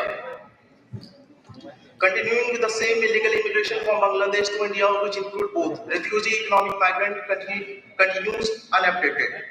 There is no reliable figure of the exact number of illegal immigrants from Bangladesh in India. An analysis of population growth and demographic study for the Bangladesh and India in the last two census from 1981 to 2000 suggested with reasonable certainty that their number exceeds 15 million. It is a huge number for India, and most of them have settled in the state along the border with the Bangladesh, and some subsequently moved to the part of India, including to the remote corner, and a large number engaged in the minimal jobs in the metropolitan city in different parts. What is the current situation? Escalating the number. The influx of illegal immigration from Bangladesh into India has reached alarming level, straining resources and causing socio-economic imbalance, changing the demography of the region. High vulnerability and exploited workforce. What are the causes of illegal immigration? We all know the historical causes. The liberation of Bangladesh, Indo-Pak War are the basic reason. But after that, economic factors like poverty, lack of job opportunity, and economic disparity between Bangladesh and India drive individuals to seek better economic prospect across the border. Political factors, social unrest, political instability, and we all know Bangladesh have long history of crime against the minority. Social factor, family, reunification, better education is also the motive of migrants. Here are the challenges and consequences. Strain on the resources and infrastructure. Increasing number of illegal immigrants put pressure on the basic amenities, healthcare facility, and public service, affecting the welfare of both Indian citizens and immigrants. National security concern. Uncontrolled illegal immigration poses a threat to the national security by enabling potential infiltration of anti-national elements, human trafficking and drug smuggling, and terrorist activity. Socio-economic impact, changing the demographic structure and the social structure of any area. Current strategy and initiative, border management surveillance, increasing effective of border security measures such as increasing patrolling, advancing technology, better intelligence sharing between India and Bangladesh, indeed necessary. Bilateral agreement and cooperation, in my opinion, is the most important because Dhaka has neither acknowledged the presence of a large number of illegal Bangladeshi immigrants in India nor taken any effective measure to control the flow of nationals into India. Legal and administrative measures like implementing stricter immigration laws, streamlining immigration process, and establishing effective mechanisms for the identification, detection, and deportation of illegal immigrants. Here is the proposed comprehensive solution, like enhancing border security measures, investigation in advanced technology, building a stronger physical barrier like we have in the western borders, addressing root causes of illegal immigration, like promoting economic development, creating job opportunity in Bangladesh, strengthening bilateral cooperation agreement, again repeating it is the most important factor because without mutual trust, mutual cooperation, we can't do anything and we are unable to deal with this problem. Forwarding a national refugee law is indeed necessary as I said, India don't have any national refugee law. We have only Foreign Act of 1946. Stepping up detection, verification and repartition is necessary. In the conclusion, I will say detecting illegal immigrants from Bangladesh is daunting task. Thus, the subtle differences in accent, dialect and feature between India, Bengali and Bangladeshi are not easily discernible. In fact, that most Bangladeshi already hold ration card, voter identity card, or even the unique identity Aadhaar cards. Further compound the difficulty. Ironically, an illegal Bangladeshi immigration is more likely to be equipped with an Indian identity document than Indian Bengali, who may take his or her Indian citizenship for granted. Thank you.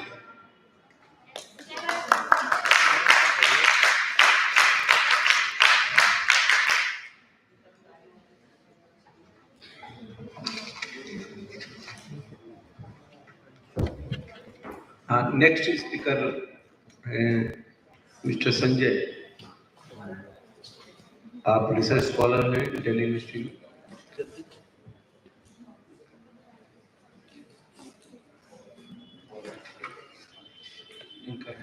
Presentation है आपका,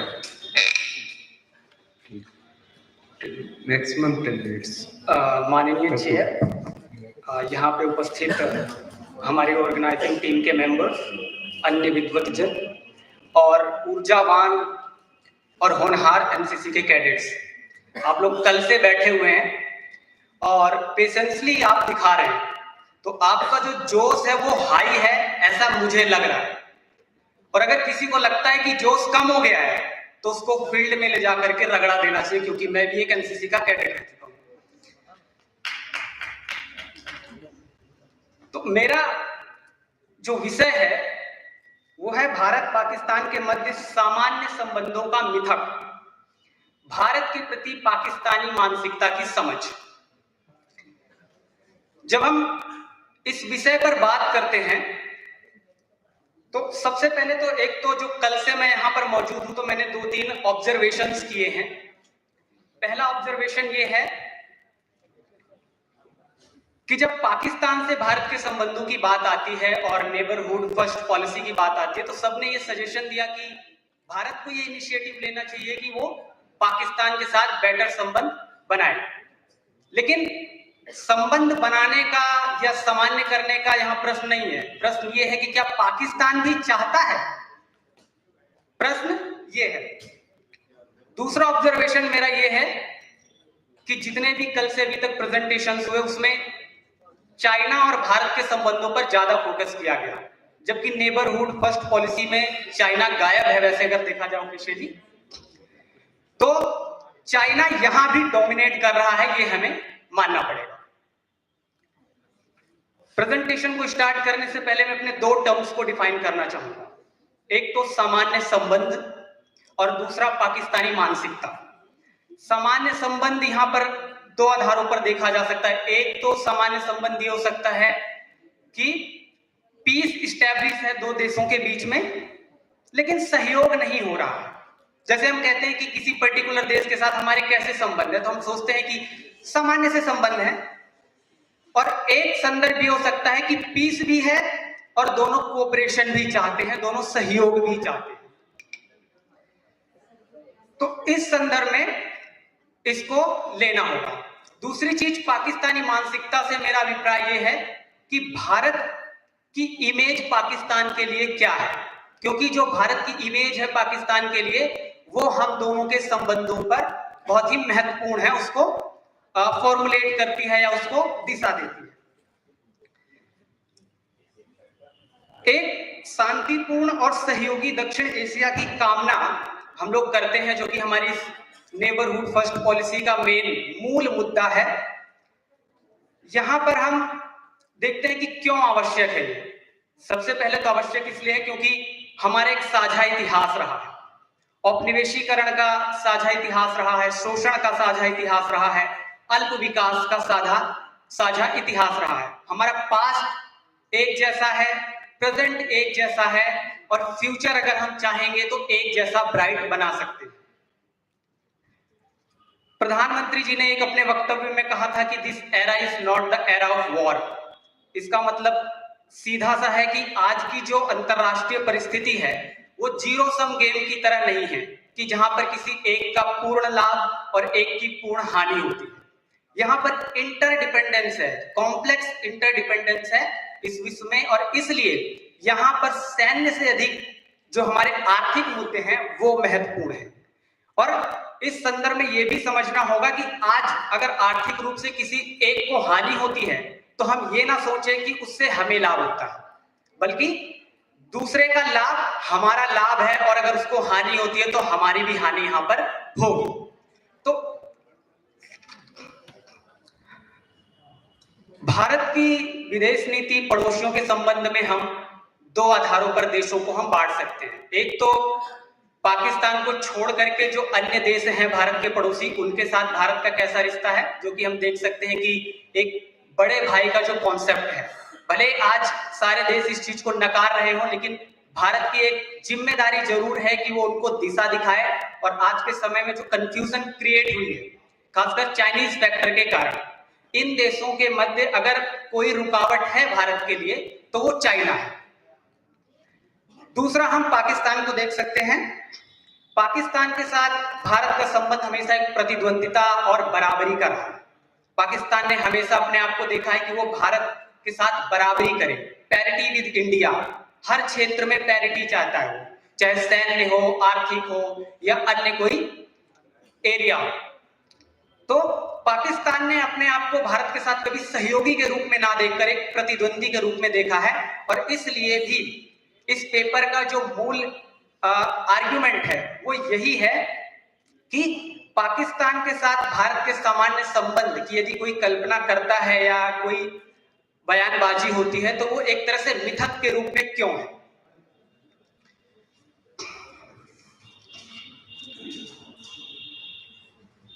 पाकिस्तान भारत के साथ प्रतिद्वंदिता क्यों करता है और बराबरी क्यों करता है, इसको खैर हिस्ट्री में जाकर के देखेंगे तो बहुत सारी चीजें, विभाजन हो सकता है, विभाजन का जो एक्सपीरियंस रहा है। दूसरी चीज कोल्ड वॉर हो सकती है कि यूएसए ने कोल्ड वॉर के दौरान पाकिस्तान को as a South Asian representative एक प्रोजेक्ट किया, और भारत से जो है उसका कुछ आइडियोलॉजिकल डिफरेंसेस रहे उसको उसने क्रिएट करने की कोशिश की। और तीसरा है 1971 वॉर भारत के साथ, उसमें पाकिस्तान का हारना सिर्फ एक मिलिट्री डिफीट नहीं था, वो उसकी वैचारिक डिफीट थी। वैचारिकी से भी पाकिस्तान जो है वहां पर हार गया, क्योंकि पाकिस्तान बना जिस आधार पर था वो 1971 वॉर में सब कुछ धराशायी हो गया, क्योंकि बांग्लादेश भी अलग हो गया, क्योंकि जैसा कि उन्होंने कहा कि दक्षिण एशियाई मुस्लिमों के लिए एक अलग राष्ट्र होना चाहिए। संजय जी आप इसको कंक्लूड कीजिए और ये बताने की कोशिश कीजिए कि आप एक्चुअल में आपका जो पेपर है वो कहना क्या चाह रहे हैं, और एक्चुअल में समाधान पेपर कुछ मेरा ये बताइए। कहना चाह रहा है कि जो भी भारत पाकिस्तान संबंधों पर जो पॉलिसी एनालिसिस होते हैं या पॉलिसी निर्मित की जाती है, उसमें ज्यादातर जो है वो जो टेंजिबल इश्यूज है हमारे बीच में, जो मूर्त रूप में है, जो हमें दिखाई देते हैं, जैसे आतंकवाद, कश्मीर का मुद्दा, जल बंटवारा, बॉर्डर इश्यूज, इन चीजों पर हम ज्यादा फोकस करते हैं। लेकिन जो इनटेंजिबल इश्यूज हैं, जैसे वैचारिकी, अगर इसको समझना हो तो पाकिस्तानी स्कूल पाठ्य पुस्तकों को यहाँ पर देखा जा सकता है, जहां पर भारत के प्रति एक अविश्वास को निर्मित किया जाता है, एक घृणा को निर्मित किया जाता है। मैं एक कोट करना चाहूंगा पाकिस्तानी स्कूल टेक्स्ट बुक्स का कि Hindus has always been an enemy of Islam. ये पाकिस्तान की school text book, Urdu text book है, जो कक्षा 5 में पढ़ाई जाती है। तो मेरा आर्गुमेंट ये है कि जो अविश्वास है, जो हमें पॉलिसी में दिखाई देता है, वो ऐसे ही नहीं दिखाई देता है, वो उनकी जो मूल मानसिकता है उसका एक महत्वपूर्ण हिस्सा है। और इसलिए भारत और पाकिस्तान संबंधों के एनालिसिस में इस अप्रोच को हमें ध्यान रखना चाहिए कि हमें अगर आतंकवाद पर कोई बात करनी है या अन्य कश्मीर पर मुद्दे पर बात करनी चाहिए, तो उसके साथ इस इशू को भी उठाना चाहिए, जो कि एक अविश्वास निर्मित करती है और फिर वो जाकर के पॉलिसी में हमें दिखाई देती है।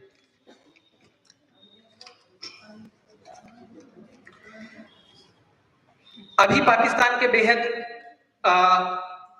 हालात जो है खराब हैं, लेकिन हम फिर भी देखते हैं कि भी हाल फिलहाल में कुछ ऐसी बयानबाजियां हुई हैं कि हमें ऐसा लगता है कि पाकिस्तान हमारे साथ कोऑपरेट करना चाहता है। नवाज शरीफ ने भी ये तो शुरू से बोलते रहे हैं, इमरान खान ने भी ऐसे कुछ वक्तव्य दिए थे, लेकिन उनको आर्मी का दंश झेलना पड़ा, आर्मी ने उनको हटा दिया। और अभी इलेक्शन हुए हैं तो उसमें हम देख सकते हैं कि किस प्रकार से इलेक्शन में रिगिंग हुई, यानी आर्मी जो है वो एक बड़ा फैक्टर है। दूसरी चीज है बाजवा सिद्धांत। पूर्व पाकिस्तान के जो आर्मी चीफ रहे हैं बाजवा, उन्होंने ये दलीलें दी कि अब हम स्थिति को परिवर्तित करेंगे और भारत के साथ आर्थिक क्षेत्र पर सहयोग करेंगे। लेकिन ये सारी चीजों से हमें ये नहीं समझना चाहिए कि वो वास्तव में उनका मन बदल गया है। वास्तविकता में ये सारी चीजें जो है, जो वो IMF के पास जाना, लोन लेना और उनकी जो स्थितियां कमजोर हैं, उसके संदर्भ में हमें देखना चाहिए। निष्कर्ष के रूप में मैं ये कहूंगा कि सामान्यीकरण की जो भी बात है, जो भी रास्ता जाएगा, वो जो इनटेंजिबल इश्यूज हैं, जो पाकिस्तान की वैचारिकी है, उसको समझकर जाएगा। तो इसलिए हमें बाकी जो टेंजिबल इश्यूज हैं उसके साथ साथ पर भी हमें फोकस करना होगा, क्योंकि जब तक हम टेंजिबल इश्यूज पर बात करेंगे, पीस स्टैब्लिश हो सकता है, लेकिन कोऑपरेशन कभी नहीं होगा। ये इसका मूल तर्क है। और अगर कोऑपरेशन करना है तो इनटेंजिबल इश्यूज को भी हमें देखना होगा। कुछ वे फॉरवर्ड है या कुछ पॉलिसी एनालिसिस के लिए हो सकता है कि पाकिस्तान के साथ हमें हमेशा प्रयास करने चाहिए और आगे भी करने चाहिए, लेकिन एक शर्त होनी चाहिए कि हमें उसको सिर्फ अपने से दूर रखने तक पॉलिसीज को फॉर्म करना चाहिए, क्योंकि वो एक हर्डल क्रिएट कर सकता है और अभी तक ऐसा ही हमें देखने में आया। तो भारत को चाहिए कि जो अभी जो पोटेंशियल अदर कंट्रीज हैं जो भारत के साथ सहयोग करना चाहते हैं, हमें उनके साथ ज्यादा कोऑपरेशन बढ़ाना चाहिए। जैसे बांग्लादेश हो गया, BBIN जैसे और बिम्स्टेक जैसे जो ऑर्गेनाइजेशंस हो गए, उस पर हमें फोकस करना चाहिए। और ये जो इनटेंजिबल इश्यूज है, जो वैचारिकी है, जो भारत के प्रति पाकिस्तान की मानसिकता है, इसको समस्याग्रस्त करने की जरूरत है। इसको हमें प्रॉब्लमेटाइज करने की जरूरत है, खास करके एनालिसिस और पॉलिसी मेकिंग पर। Thank you. Thank you.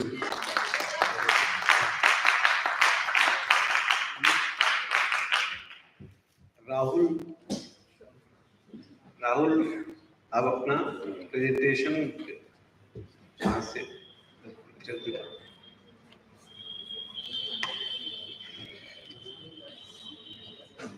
Good morning, Chair, respected Professor. Good morning, Chair, respected Professor, Organizing Secretary, my Professor Amar sir. My name is Rahul Sharma and I am pursuing graduation from this host university, DS College. As most of the students understand Hindi, I prefer the language too. इतने सारे professors के इतने wide lectures के बाद ऐसा कुछ बच नहीं जाता है जो मेरे स्पीच में वैल्यू ऐड करे। स्टिल मैं बेसिक्स पर बात करना चाहूंगा। So my topics is basics of IR and current situation of our neighbourhood. And like basics of IR works on interest. हम एक्चुअली होते क्या है कि हमारे घर में हर किसी के यहाँ पर लाइक पीपल्स होते हैं जो आईआर के प्रोफेसर्स बने बैठे होते हैं। ऐसा रियलिस्टिक में नहीं होता है। रियलिस्टिक में 2 डिप्लोमेट्स होते हैं जिनका गोल होता है अपनी कंट्रीज के लिए इंटरेस्ट फाइंड आउट करना। जो अपनी 2 डिप्लोमेटिक कंट्रीज से 2 डिप्लोमेट आए हैं उनका एक ही गोल है, इंटरेस्ट लेना। इंटरेस्ट दोनों कंट्रीज के लिए, एक दूसरी कंट्री से इंटरेस्ट पाएगा, उसकी कंट्रीज के लिए भी इंटरेस्ट होगा, सामने वाली कंट्रीज के लिए इंटरेस्ट होगा। And this is how IR works. So like मैं इसको एक बात से एग्जांपल्स देना चाहूंगा। लाइक कि 1971 के वॉर में सिर्फ इट नॉट सब पाकिस्तान के पार्टिसिपेशन का वो वॉर नहीं है। वो वॉर नहीं है कि आपको 71 में आके आप 72 में सिमिलर ट्रीटी साइन कर रहे हैं और उसका सिर्फ बांग्लादेश का फॉर्मेशन नहीं हो रहा है। वहां पे बहुत सारी चीजें हो रही हैं, जैसे कि 1947 के वॉर में पाकिस्तान यूएस ने सीज फायर किया था। उसके बाद में जब वॉर हुआ 1965 में, तो यूएस ने दिया अपना सपोर्ट, अपनी आर्म एमुनिशन पाकिस्तान को। तो इसके बाद में जब आपको 71 के वॉर में आएंगे तो आपको एक आइडियोलॉजी दिखेगी कि ये जो वॉर हो रहा है it's not Bangladesh creating, it's दिखा रहा है, ये वॉर दिखा रहा है कि हमारे पास जो साइकोलॉजी है, जो इंडिया की साइकोलॉजी है, ये दिखा रहा है कि हम पावर है यहाँ पर। साउथ एशिया में जो पावर डोमिनेट करेगा वो इंडिया करेगा। बांग्लादेश का क्रिएशन सिर्फ एक वॉर का एंड नहीं है, ये आपके डोमिनेंस ऑफ इंडिया का स्टार्टिंग है। Like okay. और अब मैं बात करना चाहूंगा करंट सिचुएशन जो है हमारे नेबरहुड की। नेपाल में चाइना एयरपोर्ट बना चुका है, श्रीलंका में पोर्ट बन रहा है, पाकिस्तान में CPEC China Pakistan economic corridor well known, and Bangladesh में फंड हो रहे हैं। म्यांमार में भी अभी रिसेंटली सत्ता पलट हुई है और म्यांमार के प्रेसिडेंट जाके चाइना विजिट करके आ रहे हैं। और ऑफ कोर्स मालदीव्स का तो आप सबको पता होगा, मालदीव्स में एंटी इंडिया प्रोपेगेंडा चल रहा है, जो कि बहुत ही दुखद बात है। हमारे के इंडिया के मिलिट्री ट्रेनर्स जाके उनको ट्रेन कर रहे थे, ना कि वहां पे कुछ ऐसा होने वाला था कि उनकी सत्ता पलट या इससे उनको कोई खतरा नहीं था। ठीक है, अब हम बात करते हैं कि इंडिया इसमें क्या वर्क करेगा, इंडिया कैसे वर्क करेगा। बड़ी बात यह है कि इंडिया वर्क करेगा बाहर की कंट्रीज में, उससे बड़ी बात है इंडिया खुद पे क्या वर्क कर रहा है। चाइना का सबसे बड़ा मार्केट इंडिया है। आप सबके पास में जो स्मार्टफोन होगा उसमें से 90% चांसेस है कि इंडिया का होगा। आपकी डेली लाइफ की चीजों में चाइना घुसा हुआ बैठा है। तो आप बाहर की चीजें जाने के बीच में देखेंगे तो आप इंडिया में क्या कर रहे हैं। ऑल्सो जो चाइना सराउंड कर रहा है आपके, अभी मैंने एग्जांपल से बताया कि जो इंडिया को चाइना सराउंड कर रहा है, द सेम रीजन है कि भाई जो यूक्रेन रशिया वॉर हो रहा है, सेम आप उसको टेक्निकल टर्म्स में कुछ भी नाम दे दीजिए, लेकिन रीजन तो सेम ही है ना कि यूएस की जो फोर्स डिप्लॉयमेंट होगी रशिया के बॉर्डर पे यूक्रेन के थ्रू जो रशिया क्यों चाहेगा कि यूएस फोर्सेस आके आपके बॉर्डर पर, यूक्रेन बॉर्डर पर आके रहे। सिमिलर रीजन है। तो अगर चाइना सेम रीजन इंडिया के साथ कर रहा है और उसी सेम रीजन पर रशिया और यूक्रेन वॉर हो रहा है, तो ये एक सोचने वाली बात है कि ऐसा इंडिया के साथ हो क्यों रहा है। ठीक है ना। तो फिर जो हमारी national India's neighbourhood first policy है, इसको देखने के 2 एस्पेक्ट्स हो सकते हैं। पहला एस्पेक्ट कि हमारी पॉलिसी फेल कर रही है, हमारी जो सॉफ्ट पावर है वो कहीं ना कहीं फेल कर रही है, हमारी पॉलिसीज में कुछ ना कुछ डिफेक्ट आ रहा है। या फिर हम इसको दूसरा एक तरीके से देख सकते हैं कि हमें पता है कि हमारे रिलेशन अच्छे नहीं है हमारे नेबरहुड्स के साथ। हम अपने प्रोग्राम के साथ, अपने सेमिनार के साथ भी यही करना चाह रहे हैं कि अवेयरनेस फैला रहे हैं। अवेयरनेस का क्या होगा कि इस अवेयरनेस फैलाने का सिंपल मोटो है कि हम इसको वर्क करना चाह रहे हैं। वर्क करने का सिंपल सा मोटो है कि हम इसको वाइडली अपने आप से दिखाना चाहते हैं कि हमारा ग्रेटिट्यूड है। हम एज अ बिग इकोनॉमी हम बताना चाह रहे हैं कि एज अ बिग इकोनॉमी हम बताना चाह रहे हैं कि जो हमारे नेबरिंग कंट्रीज है, जैसे कि अभी सर ने बताया कि बिग ब्रदर का कुछ ऐसा होता नहीं है कि सर आप बता रहे थे बिग ब्रदर सिंड्रोम। मैं इस बात से कंप्लीटली डिनाई करता हूं, क्योंकि दुनिया की सारी फेडरल गवर्नमेंट, राहुल जी तो कंक्लूड कीजिए सर। 2 मिनट से सर दुनिया की सारी गवर्नमेंट यही वर्क करती है सर कि इंडियन गवर्नमेंट ने, ये मेरे वर्ड्स नहीं है, ये डॉक्टर अंबेडकर के वर्ड्स हैं। उन्होंने कहा था कि जो फेडरल गवर्नमेंट है उसका वर्क ही होता है, उसका रिलेशन ही होता है sir, big brother small brother relation. It's not father son relation की आपको बात माननी पड़ेगी। बिग ब्रदर और सेम ब्रदर के इक्वल राइट्स होते हैं, बस आपको बिग ब्रदर एक एडवाइस कर सकता है कि आप क्या कर रहे हैं sir. On the similar reason कल हमारे यहाँ पे प्रोफेसर स्टीव आए थे, उन्होंने बोला था कि आपकी कंट्री सॉवरेन हो सकती है, आपका गवर्नमेंट इंडिपेंडेंट हो सकता है डिसीजन लेने के लिए, लेकिन ऐसा हो ही नहीं सकता वर्ल्ड पॉलिटिक्स में कि आप कोई डिसीजन लें और वो किसी से इन्फ्लुएंस ना हो। मैं इस बात को फिर से एग्जांपल के थ्रू समझाना चाहूंगा। अमेरिका के प्लेन हाईजैक हुए, अमेरिका ने ग्लोबल वॉर ऑन टेररिज्म किया, उसके अमेरिका के ट्विन टावर्स पर अटैक हुआ, अमेरिका का व्हाइट हाउस एनी हाउ बच गया, अमेरिका ने ग्लोबल वॉर ऑन टेररिज्म किया, विच मीन्स अमेरिका ने ग्लोबल वॉर ऑन टेररिज्म जिसका ऑपरेशन करना है वो अफगानिस्तान में करना है। अब अफगानिस्तान में रीच करने के लिए आपको जाना पड़ेगा पाकिस्तान होकर, तो पाकिस्तान के मिनिस्टर्स बोलते हैं कि वी आर अगेंस्ट टेररिज्म, हम दुनिया से आतंकवाद हटा देंगे। कितनी अजीब बात है ना ये कि पाकिस्तान आतंकवाद का घर, like manufacturing factory of the terrorism, और उसके मिनिस्टर्स आगे बोल रहे हैं कि हम पाकिस्तान को आतंकवाद को दुनिया से हटा देंगे। ये मैं इसको समझाने की कोशिश कर रहा हूँ कि राहुल जी कंक्लूड कीजिए। जस्ट 2 मिनट्स कंक्लूड, ठीक है। इसके मैं रीजन बताना चाहूंगा कि सिर्फ पाकिस्तान का ऐसा बोलने के पीछे रीजन क्या था। जो यूएस प्रेसिडेंट थे जॉर्ज बुश, वो पाकिस्तान के मिनिस्टर से बोलते हैं I will bombard you back in stone age. Simple सी बात है, अगर आप अमेरिका की बातें नहीं मानोगे, आप अगर अमेरिका पावर में है तो आपको कॉन्सिक्वेंसेस फेस करने पड़ेंगे। सिमिलरली प्रोफेसर संजय भारद्वाज आए थे कल, जिन्होंने बात करी थी बायलैटरलिज्म और मल्टीलैटरलिज्म के ऊपर में। सर ने बोला कि हम बायलैटरलिज्म से मल्टीलैटरलिज्म को अडॉप्ट कर रहे हैं। मैं बता देता हूँ बायलैटरलिज्म क्या होता है। बायलैटरलिज्म क्या होता है, दो कंट्रीज आपस में डायरेक्टली बात करते हैं, दैट इज किसी भी टॉपिक को लेके, वो बायलैटरलिज्म है। वहीं मल्टीलैटरलिज्म की बात करते हैं तो कोई भी तीसरा कंट्री उनको बात कराने के लिए होस्ट करेगा या फिर जो भी होगा, तो इसको मल्टीलैटरलिज्म बोलते हैं। सर ने कहा था कि हमने अभी रिसेंट अपनी पॉलिसीज में बायलैटरलिज्म को अडॉप्ट किया है, और विच इज सर ने बताया कि अचीवमेंट है। मैं इस बात से कंप्लीटली डिनाई करता हूं, क्योंकि 1961 के वॉर में जब 1972 जीतने के बाद 1972 पे हमारा सिमिलर ट्रीटी हो रही थी, उसमें हमने बायलैटरलिज्म को अडॉप्ट किया था। बायलैटरलिज्म इतना बार जीतने के बाद राहुल जी जस्ट मिनट, आप ये प्लीज, सेमिनार की एक डेकोरम होता है, आप डिनाई करते हैं नहीं करते हैं, ये आप उस समय क्वेश्चन करते हैं। दूसरी बात, ये वाद विवाद प्रतियोगिता नहीं है, ठीक है। आप अपना प्रेजेंटेशन दीजिए, किसकी बात से आप डिनाई करते हैं। आपकी बात से कम 10 लोग डिनाई करेंगे। मेरा ये कहना है कि सेमिनार अंडरस्टैंड सर, ये आप भाषण देने की बजाय अपनी बात रखिए, और आपके पास सिर्फ 2 मिनट है, वरना आवाज बंद हो जाएगी। ओके अंडरस्टैंड सर, ठीक है। तो बायलैटरलिज्म हमने अडॉप्ट किया था 1971 का वॉर जीतने के बाद। अगर आप बोल रहे हैं कि हमने बायलैटरलिज्म से मल्टीलैटरलिज्म अडॉप्ट कर रहे हैं, तो आप कहीं ना कहीं अपने स्ट्रेटेजीज को फॉलो नहीं कर रहे हैं, ठीक है। In the last someone asked about value, in the last I asked about values, कि आप वॉर वैल्यूज में क्या वैल्यूज होती हैं। लाइक वॉर के टाइम पे वैल्यूज डिफरेंट होती हैं, और सिचुएशन में, अगर पीस टाइम की सिचुएशन में वैल्यू डिफरेंट होती है। वॉर की सिचुएशन में आपको वैल्यूज का फॉलो करना पड़ेगा कि ब्रेवरीज की वैल्यूज चाहिए, फाइटिंग की वैल्यूज चाहिए, लेकिन सिमिलरली आपको ऐसा आप ऐसा नहीं कर सकते पीस टाइम में। पीस टाइम में आपको फ्रेंडली वैल्यूज चाहिए, आपको कोऑपरेशन चाहिए, आपको हेल्पिंग नेचर चाहिए, एंड ये वैल्यूज आप वॉर टाइम में यूज नहीं कर सकते। So that's all, thank you.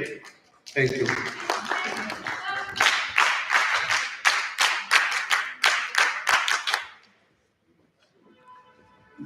हमारे जो प्रेजेंटर्स थे उन्होंने अपना अपना प्रेजेंटेशन दे लिया है, और मैं डायस से डॉक्टर अजीजुर रहमान साहब से रिक्वेस्ट करूंगा कि वो अपना ऑब्जर्वेशन, अपनी बात रखें।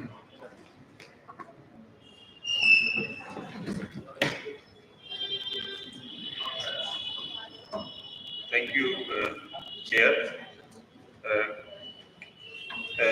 Good afternoon, esteemed faculty member and fellow participants. I would like to extend my appreciation to organizer, Dr. Amar Singh, for organizing such wonderful gathering. Basically, this technical session themed Act East and Connect West. I will explore the topic of Connect West Asia, focusing on India evolving relation with the West Asian region. As a student of sociology, I will discuss about how the sociologists perceive the international relation. मेरे लिए सामाजिक संबंध है और सांस्कृतिक संबंध है, मुझे वो लगता है कि वो ज़्यादा टिकाऊ है। और इसके अलावा इसके बाद जो हमारे जो रिलेशन होते हैं वो इकोनॉमिक रिलेशन होते हैं, और उसको आप और भी तरीके से डिफाइन कर सकते हो, उसको स्ट्रेटजी से जोड़ सकते हो, जैसे भी जोड़ सकते हो। तो I will talk about the basically the historical in this paper, basically in this talk, I will talk about the historical, cultural and social relationship with the West Asian region. और जो पीछे बैठे हैं उनको मैं बता देता हूँ कि वेस्ट एशिया क्या है। बेसिकली वेस्ट एशिया को हम जो है देयर आर 22 कंट्रीज, 22 कंट्री करीब लेते हैं, जिसको हम जो है उसको 4 पार्ट में डिवाइड कर सकते हैं। जैसे उसमें एक हो गया अरबियन पेनिनसुला, जिसमें अरबियन पेनिनसुला में गल्फ कंट्रीज प्लस यमन। दूसरा है आप उसको फर्टाइल क्रिसेंट, ठीक है, तो उसमें इराक, मेसोपोटामिया एंड ये सब रीजन आपका हो जाएगा। फिर उसके बाद Lima, and there are 3 country which is not Arab country, that is Israel और ईरान और आपका टर्की। अब हिस्टोरिकल रिलेशनशिप की जब हम बात करते हैं तो भारत और वेस्ट एशिया के बीच हमारे ऐतिहासिक संबंध रहे हैं, और सिंधु घाटी की सभ्यता और दिलगुन सिविलाइजेशन ओमान में स्थित आज का जो वर्तमान ओमान है उसमें है, उसके साथ हमारे जो है व्यापारिक संबंध थे। 3री शताब्दी में हम जाते हैं तो जो मिस्र है, मिस्र के साथ जो मौर्य साम्राज्य और अशोका के साथ हमारा एम्बेसडर जो है, एक दूसरे के एम्बेसडर आते और जाते रहते थे। और भाषाई संबंध की बात करें तो 1835 तक till 1835 the Farsi was the language of Indian court. और अरबों के साथ भारत के संबंध इस्लाम से पूर्व के हैं, और यह संबंध आर्थिक, ज्यादातर आर्थिक था। मसालों का व्यापार केरला के तट से, और मसाला, जड़ी बूटी और संदल, इस सब का व्यापार होता था। यहाँ तक कि बिकॉज ऑफ दिस ट्रेड बहुत जो मसाले थे उसका नाम भी अरबिक हो गया था। तो अरबों के साथ इस्लाम भी भारत में आया।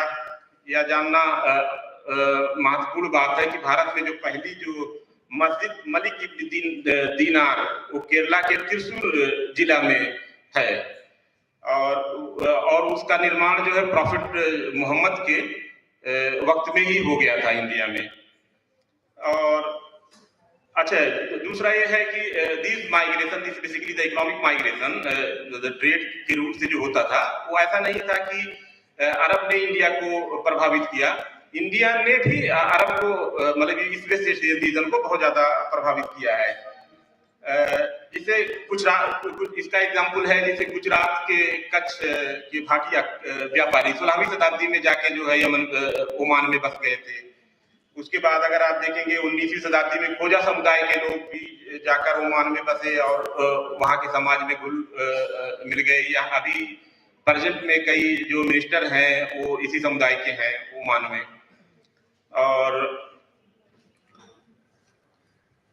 अच्छा, दूसरी तरफ और देखिएगा कि बहुत सारे अरब जो है, अरब ओरिजिन के जो वेस्ट एशिया है, यहाँ पे बहुत सारे समुदाय हैं, वो भी आके इंडिया में बसे। उसमें से एक एग्जाम्पल मैं देना चाहूंगा, जो हुसैनी ब्राह्मण।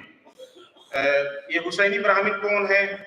ये बेसिकली मायोर कम्युनिटी के, ब्राह्मण कम्युनिटी का एक ही पार्ट है, मतलब एक सेक्ट है। सेक्ट नहीं, क्या बोलते हैं उसको, कास्ट का सब कास्ट है। जो ऐसा एविडेंसेस हैं, ऐसा माना जाता है कि वो जो करबला का जंग था उसमें वो लोग पार्टिसिपेट किए थे। तो they are still observing the Muharram. तो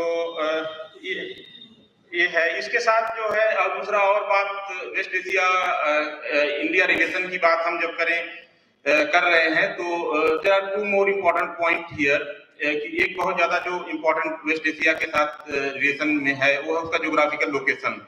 आप देखेंगे कि जितना वाटरवेज है, बेसिकली सुएज कैनाल और टर्किश स्ट्रेट और straight of Hormuz, straight of Gibraltar और बाब अल मंदब, आप देखिएगा कि ये ट्रेड के हिसाब से बहुत ही इम्पोर्टेंट है। और दुनिया में जिस भी इस रूट पे जिसका भी कंट्रोल रहा है वो दुनिया में आप देखिएगा सबसे ज्यादा पावरफुल रहा है।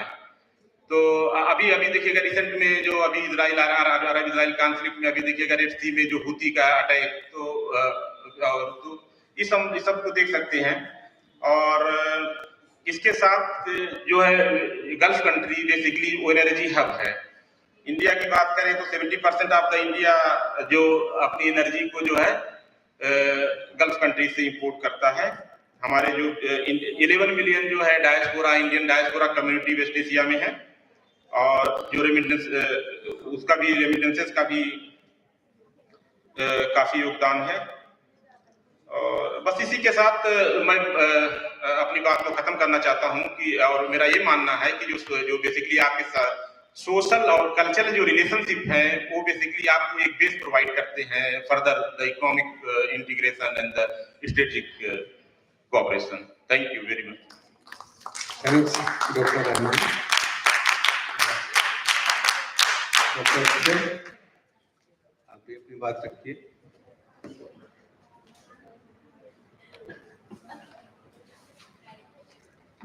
Thank you sir.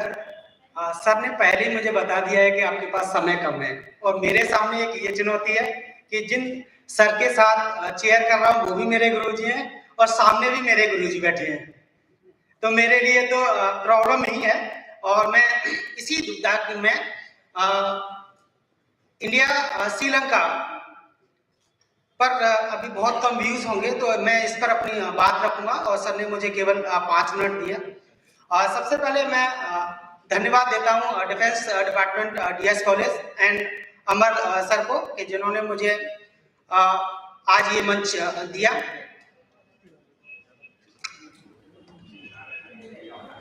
मैं पहले भारत की बात करता हूं। भारत क्या है? भा और रथ। भा का मतलब होता है चमक और रथ का मतलब होता है प्रेम। उसी प्रकार श्रीलंका, श्री का मतलब होता है प्रथम और लंका का मतलब दक्षिण में स्थित कोई द्वीप। क्योंकि हम जिस टॉपिक पर बात कर रहे हैं वह इंडिया नेबरिंग फर्स्ट पॉलिसी, तो हमारा प्रथम पड़ोसी है कौन? हम श्रीलंका के साथ पिछले 2000 वर्षों से संबंधों में हैं। भारत का जो मैप है, कल संजय सर ने भी बताया कि समय समय पर वो परिवर्तित होता रहा, उसी प्रकार हमारे पड़ोसी भी समय समय पर परिवर्तित होते रहे। लेकिन श्रीलंका एक ऐसा देश रहा कि वो आज से 2000 साल पहले भी वही था और आज भी वही है। समय मेरे पास कम है। श्रीलंका के साथ जब हम भारत के किसी भी पड़ोसी देश के साथ अगर बात करेंगे तो बिना ब्रिटिश के हम बात नहीं कर सकते हैं। श्रीलंका में 1830s में ब्रिटिश द्वारा तमिल को इंडेंजर्ड लेबर के रूप में यहाँ से ले जाया गया और वही तमिल समस्या आज तक बनी हुई है, क्योंकि उनको वहां प्लांटेशन लेबर के रूप में यूज किया। मैं 2 वर्ष पर और बात करूंगा। एक 1954, क्योंकि ये सेमिनार में सबसे ज्यादा बार अगर किसी भी देश का नाम आया होगा तो वो चाइना का आया होगा। और दूसरा 1954 में अगर हम जहां हमने चाइना के साथ पंचशील समझौता किया, वहीं 1954 में हमने श्रीलंका के साथ भी एक समझौता किया, जिसमें क्या था कि जो तमिल प्रॉब्लम्स हम फेस हो रही थी उसमें तमिल्स को रजिस्टर करना था और अवैध अप्रवासन को रोकना था। इसी के जस्ट जब 1962 में हमने चाइना के साथ वार किया, 1964 में हमने श्रीलंका के साथ एक और समझौता किया। उसमें क्लियर कट ये हो गया कि हम 3 लाख जो तमिल हैं उनको श्रीलंका की मान्यता देंगे एंड देन, क्योंकि उस समय टोटल जो 9 लाख वहां पर तमिल रह रहे थे। इसके बाद मैंने कहा कि मैं दूसरी वर्ष की बात करता हूँ, 1991 1991 में। और 1991 एक वर्ष ऐसा है कि आप इसको किधर चाहे आगे से पढ़ लीजिएगा या पीछे से पढ़ लीजिएगा, और ये बड़ा ड्रामेटिकल ईयर है पूरे वर्ल्ड के लिए, क्योंकि यहाँ से विश्व की सारी चीजें बदलने लगी। जहाँ शीत युद्ध की समाप्ति हुई, वहीं भारत और श्रीलंका के संबंध में आप देखेंगे कि 1991 में जब राजीव गांधी जी की हत्या हुई, इससे पहले श्रीलंका कभी भी इस चीज को स्वीकार नहीं करता था कि भारत लेटे को समाप्त करने के लिए हमारे सहयोग में है। वो हमेशा भारत द्वारा IPKF जो फोर्स भेजी गई उसको यही मानता था कि यह केवल तमिल की सुरक्षा के लिए। जब राजीव गांधी जी की हत्या हुई उसके बाद श्रीलंका ने यह स्वीकार किया कि भारत भी जो लेटे है उसको खत्म करने के लिए हमारे साथ में सहयोग है। मैं सीधे लास्ट में आता हूं, क्योंकि समय का मुझे ध्यान रखना है। चाइना जहां 2005 में चाइना ने जहां बेल्ट एंड रोड इनिशिएटिव के तहत श्रीलंका को मदद की, वहीं वर्तमान सरकार ने भी श्रीलंका को मदद की। मैं यहाँ एक बात कहना चाहूंगा कि बेल्ट इट मीन्स है क्या? हम सभी जो कोई बेल्ट बांधे हुए हैं वो बेल्ट बांधता है, मतलब आपको बांध लेगा अपने आप में, आप उससे परे नहीं जा सकते हैं। तो जब हमन टोटा को डेवलप किया 2010 में आके वो वर्किंग में रहा, तो एक तरह की से चाइना ने श्रीलंका को अपने आप में बांध लिया और उसके अलग नहीं जाने दिया।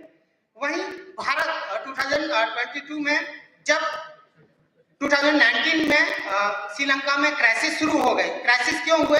क्योंकि वहां की सरकार जो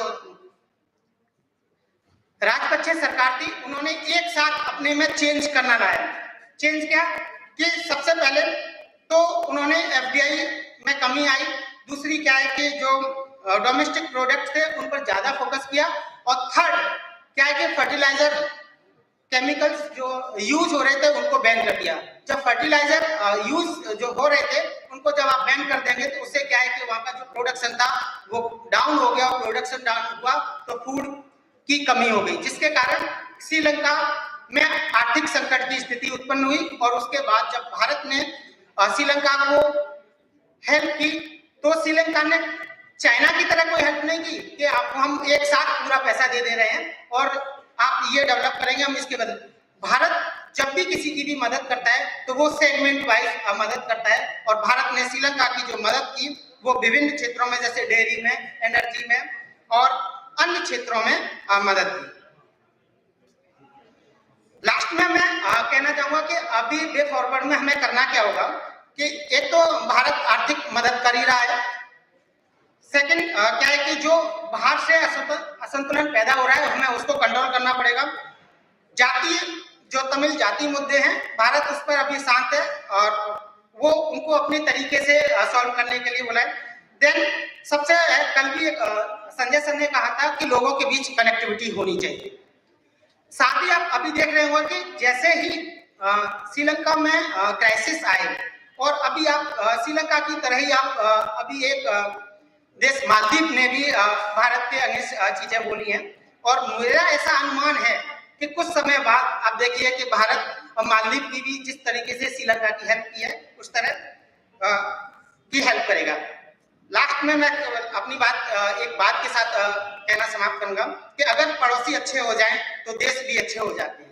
thank you.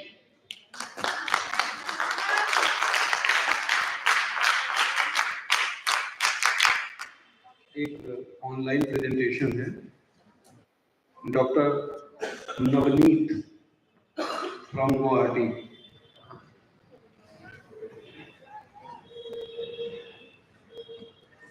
Ma'am, if you can hear me, please start your presentation.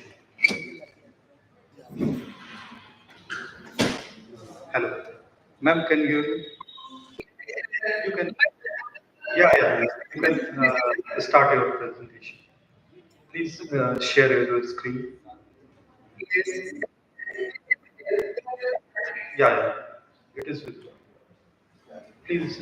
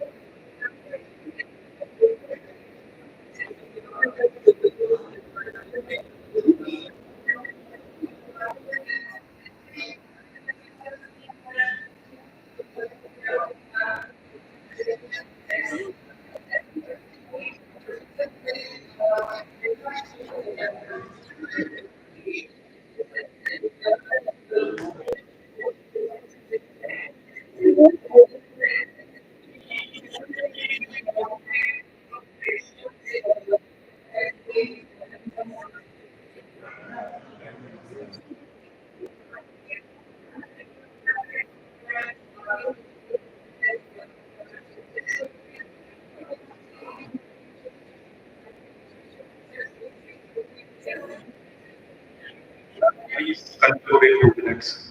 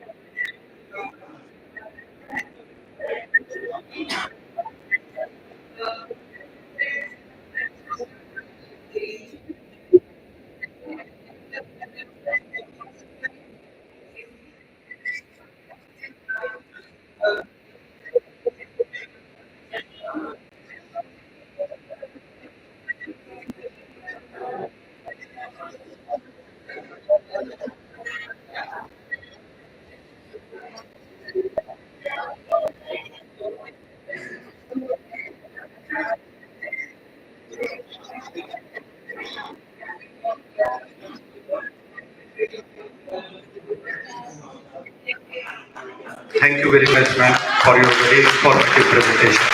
Thanks a lot. Thank you.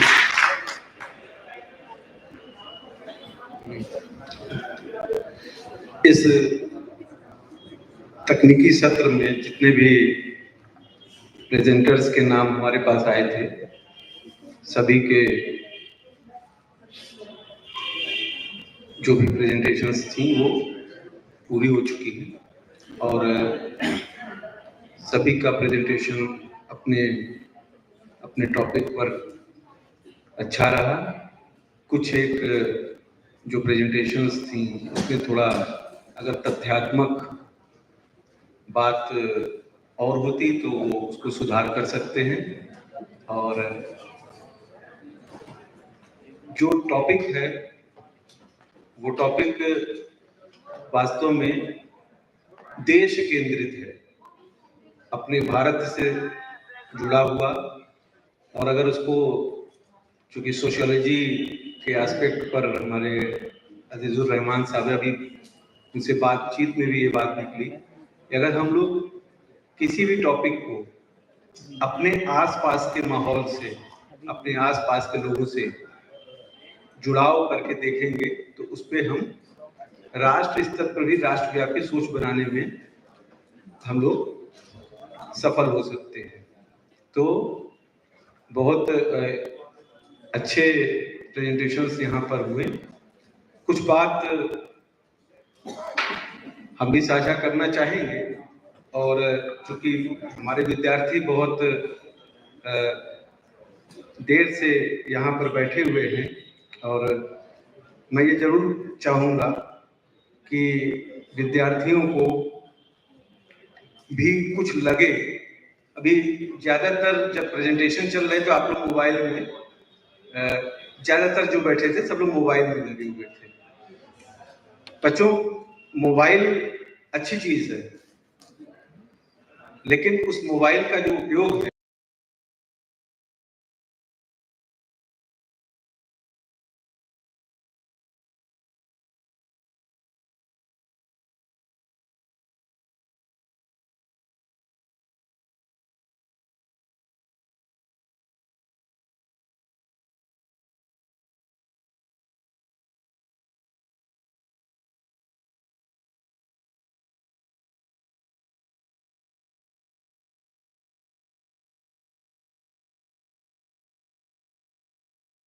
जमे रहे, ये अच्छी बात है, ठीक ना? तो इसलिए मैं अप्रिशिएट करता हूँ, आप ग्रेजुएशन के विद्यार्थी, बीए के विद्यार्थी हैं, और आपने यहाँ पर हिम्मत जुटाई और प्रेजेंटेशन करने की। तो चलिए एक काम करते हैं, कुछ माहौल को हल्का करते हैं। तो एक छोटी कुछ पंक्ति है, उस पर उसी से शुरू करता हूँ कि चलो कुछ बात करते हैं। क्योंकि आज के ज़माने में क्या हो रहा है, हम लोग बात नहीं करते, मोबाइल पे जुटे रहते हैं, सब कुछ देख रहे हैं, बस बात नहीं करते। क्या करते हैं? चलो कुछ बात करते हैं। कुछ इधर की करते हैं, कुछ उधर की करते हैं। कुछ नहीं तो चलो इस वक्त को प्रणिपात करते हैं, चलो कुछ बात करते हैं, चलो कुछ बात करते हैं। अगर कुछ ना भी मिले तो, अगर कुछ ना भी मिले तो इस अस्वीकार तन्हाई पर, हम सब अकेले हैं, आप सब मोबाइल पर अकेले जुटे हुए हैं, इस गहन तन्हाई पर फिर गहन आघात करते हैं, चलो कुछ बात करते हैं, चलो कुछ बात करते हैं। बढ़कर धूम्र के पथ पर जो बीत गया उसका, और जो आगे बीतेगा उसका भी ऐसे जीवन बही खाते का बेवक्त हिसाब करते हैं, चलो कुछ बात करते हैं, चलो कुछ बात करते हैं। अंधेरी रातों के दिन देखो खो गए कब, अंधेरी रातों के दिन देखो अब खो गए देखो, आओ बैठो साथ में हम फिर उजाले से मुलाकात करते हैं, चलो कुछ बात करते हैं। मेरा ये कहना है कि हम लोग जब भी किसी सेमिनार या कहीं जाते हैं तो कोशिश करते हैं कि अपने अपने में रहें, एक दूसरे से पहले क्या होता था, मुलाकातें होती थी, बातें होती थी, सीखने को मिलता था। खासकर विद्यार्थियों की बात कर रहा हूँ, हम लोगों की तो अब ठीक है, जो चली चला है कोई बात नहीं, ये आपको आना है। आप जब आने की प्रक्रिया में हैं तो नो डाउट आपको सीखने के लिए बात करनी पड़ेगी, बोलना पड़ेगा। कहते ना वो टीवी पे आता है, बोलने से होगा, गूगल को बोलो तो बताएगा। आजकल तो वो क्या बोलते हैं उसको, चैट जीपीटी का जमाना है। चैट जीपीटी जान रहे हैं ना आप लोग, उसका जमाना है। हर चीज बोलो, उसमें लिखो, बता देता है। लेकिन किताबों से और चैट जीपीटी से सीखने की प्रक्रिया दोनों अलग अलग है। तो इसलिए जरूरी है कि कुछ चीजों को हम सीखें। तो सेमिनार में भी कुछ चीजें जो बताई जा रही हैं उसको सीखने का प्रयास करें। आज मैं कुछ सोचा कुछ था, लेकिन यहाँ आते आते बदल गया, और अमर सिंह ने हमसे कहा कि सर आपको आना, तो हमने कहा चलो ठीक है बात करते हैं, कुछ करेंगे। तो हमने सोचा कि आज तारीख है 18 फरवरी, टॉपिक ऐसा है जिसमें पड़ोसी देशों और उनकी बात हो रही थी।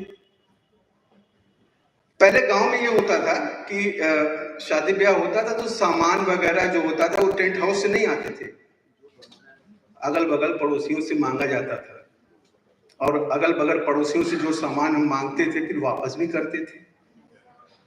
बंटवारा होता था सामानों का, ले जाते थे, निशान लगाते थे, ये फलाने के घर का है, ये ढिकाने के घर का है, फिर वापस करते थे। लेकिन कई बार ऐसा होता सामान किसी का कहीं रह जाता था, या कहीं भूल से रह गया, कोई जबरदस्ती रख लिया। तो ऐसे ही कुछ बातें हैं जो कि इस पाकिस्तान अधिकृत जम्मू कश्मीर लद्दाख से संबंधित हमारी कुछ चीजें हैं जो कि किसी ने जबरदस्ती रख ली, और जो चीज हमारी जबरदस्ती रख ली है तो उसके बारे में बता देंगे। और मैं 18 फरवरी की बात इसलिए कर रहा हूं क्योंकि आज से ठीक चौथा दिन कौन सी है, 22 फरवरी है। और 22 फरवरी को क्या हुआ था, क्या कोई विद्यार्थी इसमें से बता सकता है 22 फरवरी क्यों महत्वपूर्ण है? और बड़े अच्छे समय अमर जी ने आपने सेमिनार ये रखी है। चलिए अब चलते हैं 22 फरवरी की ओर चलेंगे, पहले इस टॉपिक को समझ लें फिर 22 फरवरी में बता देंगे। ये आपका ऑन है भाई?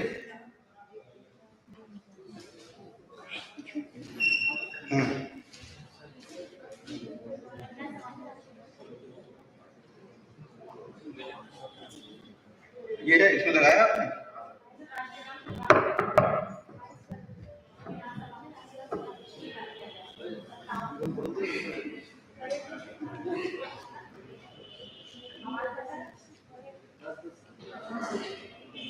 ये आपका चल, कोई बात नहीं।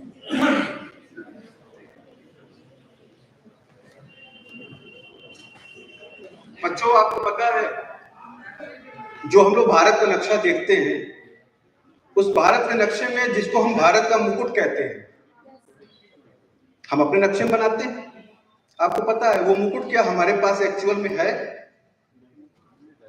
कितने बच्चे ऐसे जानते हैं कि वो मुकुट है और कितने ऐसे जानते हैं जो नहीं है?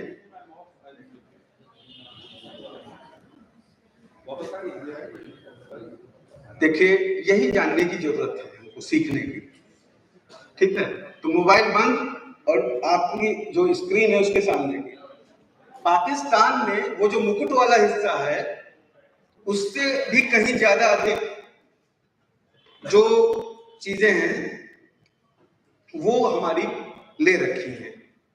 ये जहां पे हमारा ये लाइन चल रही है, इसको देखिए, जो हम गोला गोला कर रहे हैं, ये जो हिस्सा है ये हमारे पास नहीं है, हम अपने नक्शे में दिखाते हैं क्योंकि हमारा है, हमारा ये जो सामान है उन्होंने ले रखा है। ठीक है, तो और वो कितना है?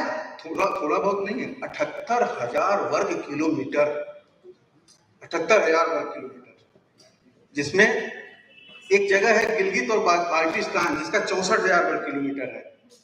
ठीक है, और जो मीरपुर मुजफ्फराबाद जिसको कि अभी 370 जब हटा तो हमारे गृह मंत्री महोदय ने उसको लोकसभा में बाकायदे दिखाया कि ये हमारे वहां पर क्षेत्र हैं और उनके लिए बाकायदे सीट निर्धारित की है। ठीक है, उसके भी नक्शे बने हुए हैं। तो आप इसको समझें कि ये जो 78,000 वर्ग किलोमीटर का क्षेत्र कब्जा है उसमें लगभग 50 लाख लोग निवास करते हैं। किस वाले क्षेत्र में? जो नीचे वाला क्षेत्र है, कहां पे? मीरपुर मुजफ्फराबाद वाले में। और जो गिलगित पाकिस्तान वाला है वो 14 लाख लोग रहते हैं वहां पे। मतलब जहां एक क्षेत्र ऐसा है जो कि उसमें कम है, क्षेत्रफल में कम है लेकिन लोग ज्यादा रहते हैं। एक जगह ऐसा है जहां पे क्षेत्रफल बहुत ज्यादा है, लोग कम है।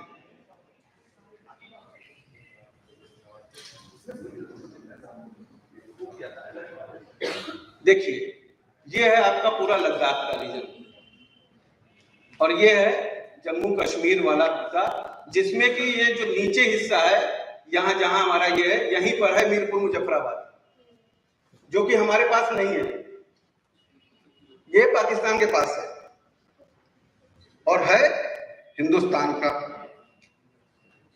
इसमें जो नीचे वाला हिस्सा है, यहाँ वाला जो कि पाकिस्तान से लगा हुआ है, ये वाला हिस्सा इसको एक विशेष दर्जा मिला हुआ है, जबकि ये जो ऊपर वाला हिस्सा है इसको नहीं मिला। यहाँ पर उस तरह की चीजें, वो सुविधाएं नहीं है।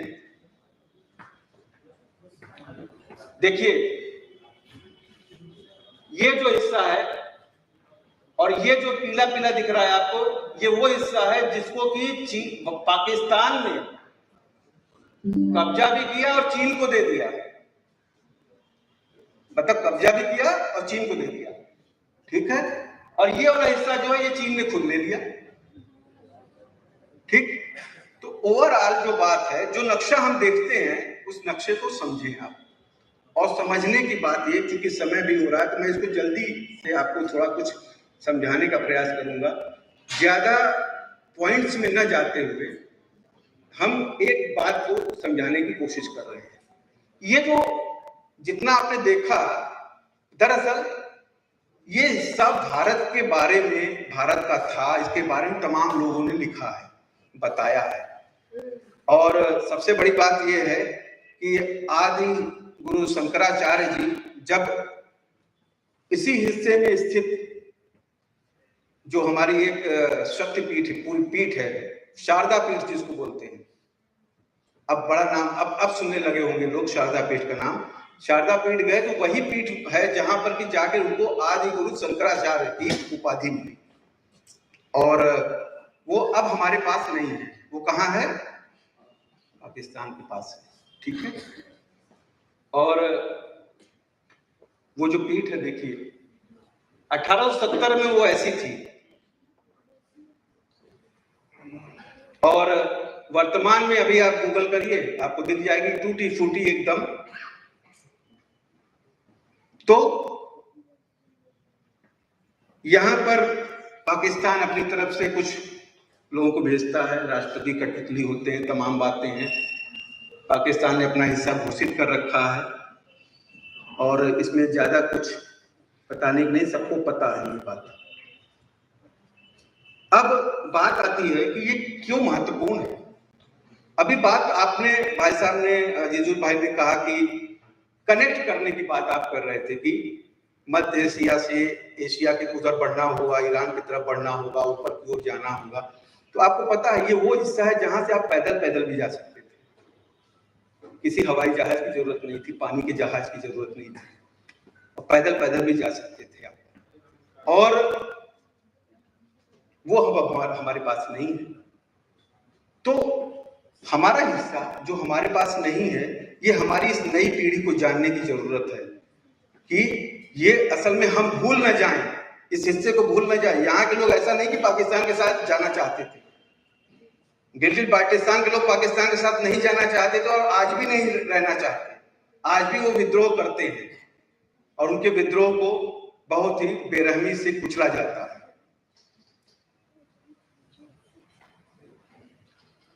चीन को पाकिस्तान ने जो हिस्सा दे दिया, उसको लेते हुए देखिए ये रूट मैप है, चाइना चल रहा है, कहां तक जा रहा है। बहुत स्ट्रेटेजिक जो थिंकर्स हैं आजकल बात करते हैं ग्वादर एयरपोर्ट की और तमाम बात करते हैं, चीन वहां पहुंच रहा है, ये वही रूट है और उसी से जा रहा है। और उसको तो अपना, वो तो बड़ा व्यापारी है ना, वो अपना व्यापार देख रहा है। लेकिन इससे पाकिस्तान को क्या फायदा है, ये पाकिस्तान के थिंकर्स समझे। लेकिन फिलहाल जरूरत इस बात की है कि भारत को वो जगह क्यों महत्वपूर्ण है, वो जगह हमारी है और हमारी ही। भले ठीक है किसी के घर में कोई सामान चला गया तो क्या हुआ, वापस तो आएगा ना, वापस तो लेने की जरूरत है। देखिए पाकिस्तान हमारे भारत को कैसा देखता है, ये है भारत का नक्शा पाकिस्तान की नजर में। कैसा लगा? ये भारत का नक्शा पाकिस्तान की नजर में है, कैसे पाकिस्तान हमको देखता है। चलिए एक चीज और दिखाता हूं, चीन हमारा नक्शा कैसे देखता है। ऊपर देखिए उधर कटा हुआ, और ये अरुणाचल प्रदेश की तरफ देखिएगा, राइट नॉर्थ ईस्ट की तरफ, यूं। ये चीन की नजर में हमारा भारत है।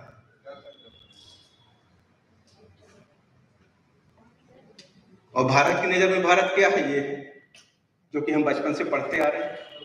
ये है एक्चुअल में भारत की नज़र में भारत, जो कि हम चाहते हैं कि भारत ऐसा देख रहा है उसको, लेकिन और एक्चुअल में क्या है, वास्तविकता की दृष्टि से अगर देखें इस नक्शे को तो देखिए ये जो नीला वाला हिस्सा है यही भारत है। और इस बात को याद रखने की जरूरत है कि ये जो हमारा हिस्सा हमारे पास नहीं है, ये हमें हमारा हिस्सा चाहिए। और ये है भारत का संकल्प जिसकी बात मैं कर रहा था आपसे। 22 फरवरी 1994 को भारतीय संसद ने एक मत होकर के एक संकल्प पत्र रेजोल्यूशन पारित किया था। 22 फरवरी 1994 को एक मत होकर के, यानी सर्वसम्मति से भारत की संसद ने एक प्रस्ताव पारित किया था। और क्या था प्रस्ताव? भारत घोषणा करता है कि जम्मू कश्मीर राज्य भारत का अभिन्न अंग था, है और रहेगा। भारत से इसको अलग करने के किसी भी प्रयास को हर संभव साधनों से रोका जाए। भारत के पास अपनी एकता, अखंडता और देश की संप्रभुता के विरुद्ध हो रहे किन्हीं भी षड्यंत्रों को विफल करने की इच्छा शक्ति और शक्ति मौजूद है। भारत मांग करता है कि पाकिस्तान भारत के जम्मू कश्मीर राज्य के वह हिस्से जो कि आक्रामकता के द्वारा कब्जा कर लिया गया उसको खाली करे। और ये संकल्प लेता है भारत कि भारत के आंतरिक मामलों में दखलंदाजी करने से सभी प्रयासों से सख्ती से निपटा जाएगा। ये बात मैं नहीं कह रहा, ये बात वो संकल्प पत्र कह रहा है जो कि भारतीय संसद ने पास कर रखा 1994 को। ये इस पीढ़ी को बताने की जरूरत है कि हम कोई इल्लीगल बात नहीं कर रहे। ये बात हम कह रहे हैं, पूरे जोर से कह रहे हैं और सदन ने पास किया है। आपको पता होना चाहिए कि हमारी अब आ रही है वो 22 फरवरी। फिर 22 फरवरी, हर 22 फरवरी को हम लोग कोशिश करते हैं अपने अपने जिलों में जिलाधिकारी के माध्यम से तमाम लोग हम लोग जाके एक ज्ञापन देते हैं कि भारत सरकार को ये ज्ञापन भेजा जाए, और ताकि उस संसद को ये याद रहे वो जो हमारा हिस्सा है वो भारत की संसद ने कहा कि हमारा है और वापस होगा, और उसको हम लोग याद दिलाते हैं ताकि आज नहीं, कल नहीं, वर्षों बाद भी उस पर हम अपना जो अधिकार है वो स्थापित कर सके। जय हिंद, जय भारत।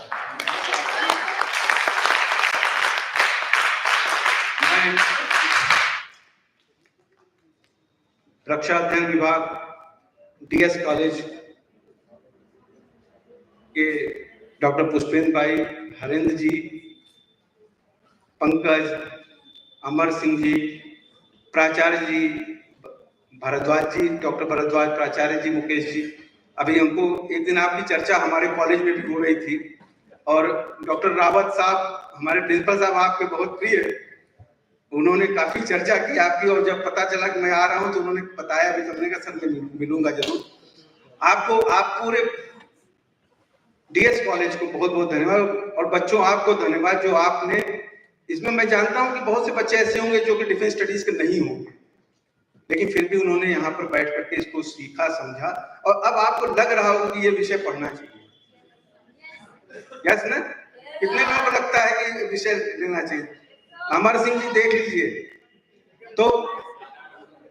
तो मेरा ये कहना है कि आपको बहुत बहुत धन्यवाद, इतनी बहुत अच्छी सेमिनार आपने की, संगोष्ठी की, आगे भी करते रहेंगे और जब भी आप बुलाएंगे हम लोग आते रहेंगे। धन्यवाद।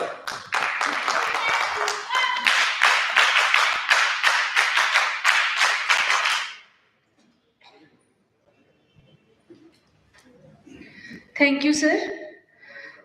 हमारे बीच हमारे प्रिंसिपल सर आ चुके हैं। सर सुबह से नहीं थे, किसी जरूरी काम में बिजी थे, तो most welcome sir. I would like to thank our chairperson, Professor Anand Kumar Singh sir, to chair this session and give his valuable time for us. I would like to thank our eminent speakers, presenters for their talks and presentations. I hope you all have been inspired and motivated by the sessions. I would also like to thank our audience to listen our speakers so patiently and calmly. Thank you students, they are our NCC cadets, and undoubtedly the talks and presentations on the topic India's Neighbourhood First Policy, Accomplishment and Challenges are very helpful for all the cadets. Now it's time for lunch. So I would like to invite all the participants and guests, speakers for the lunch. Arrangement is on downstairs. I also request to all the audience, please get back after 30 minutes for valedictory session. So thank you very much.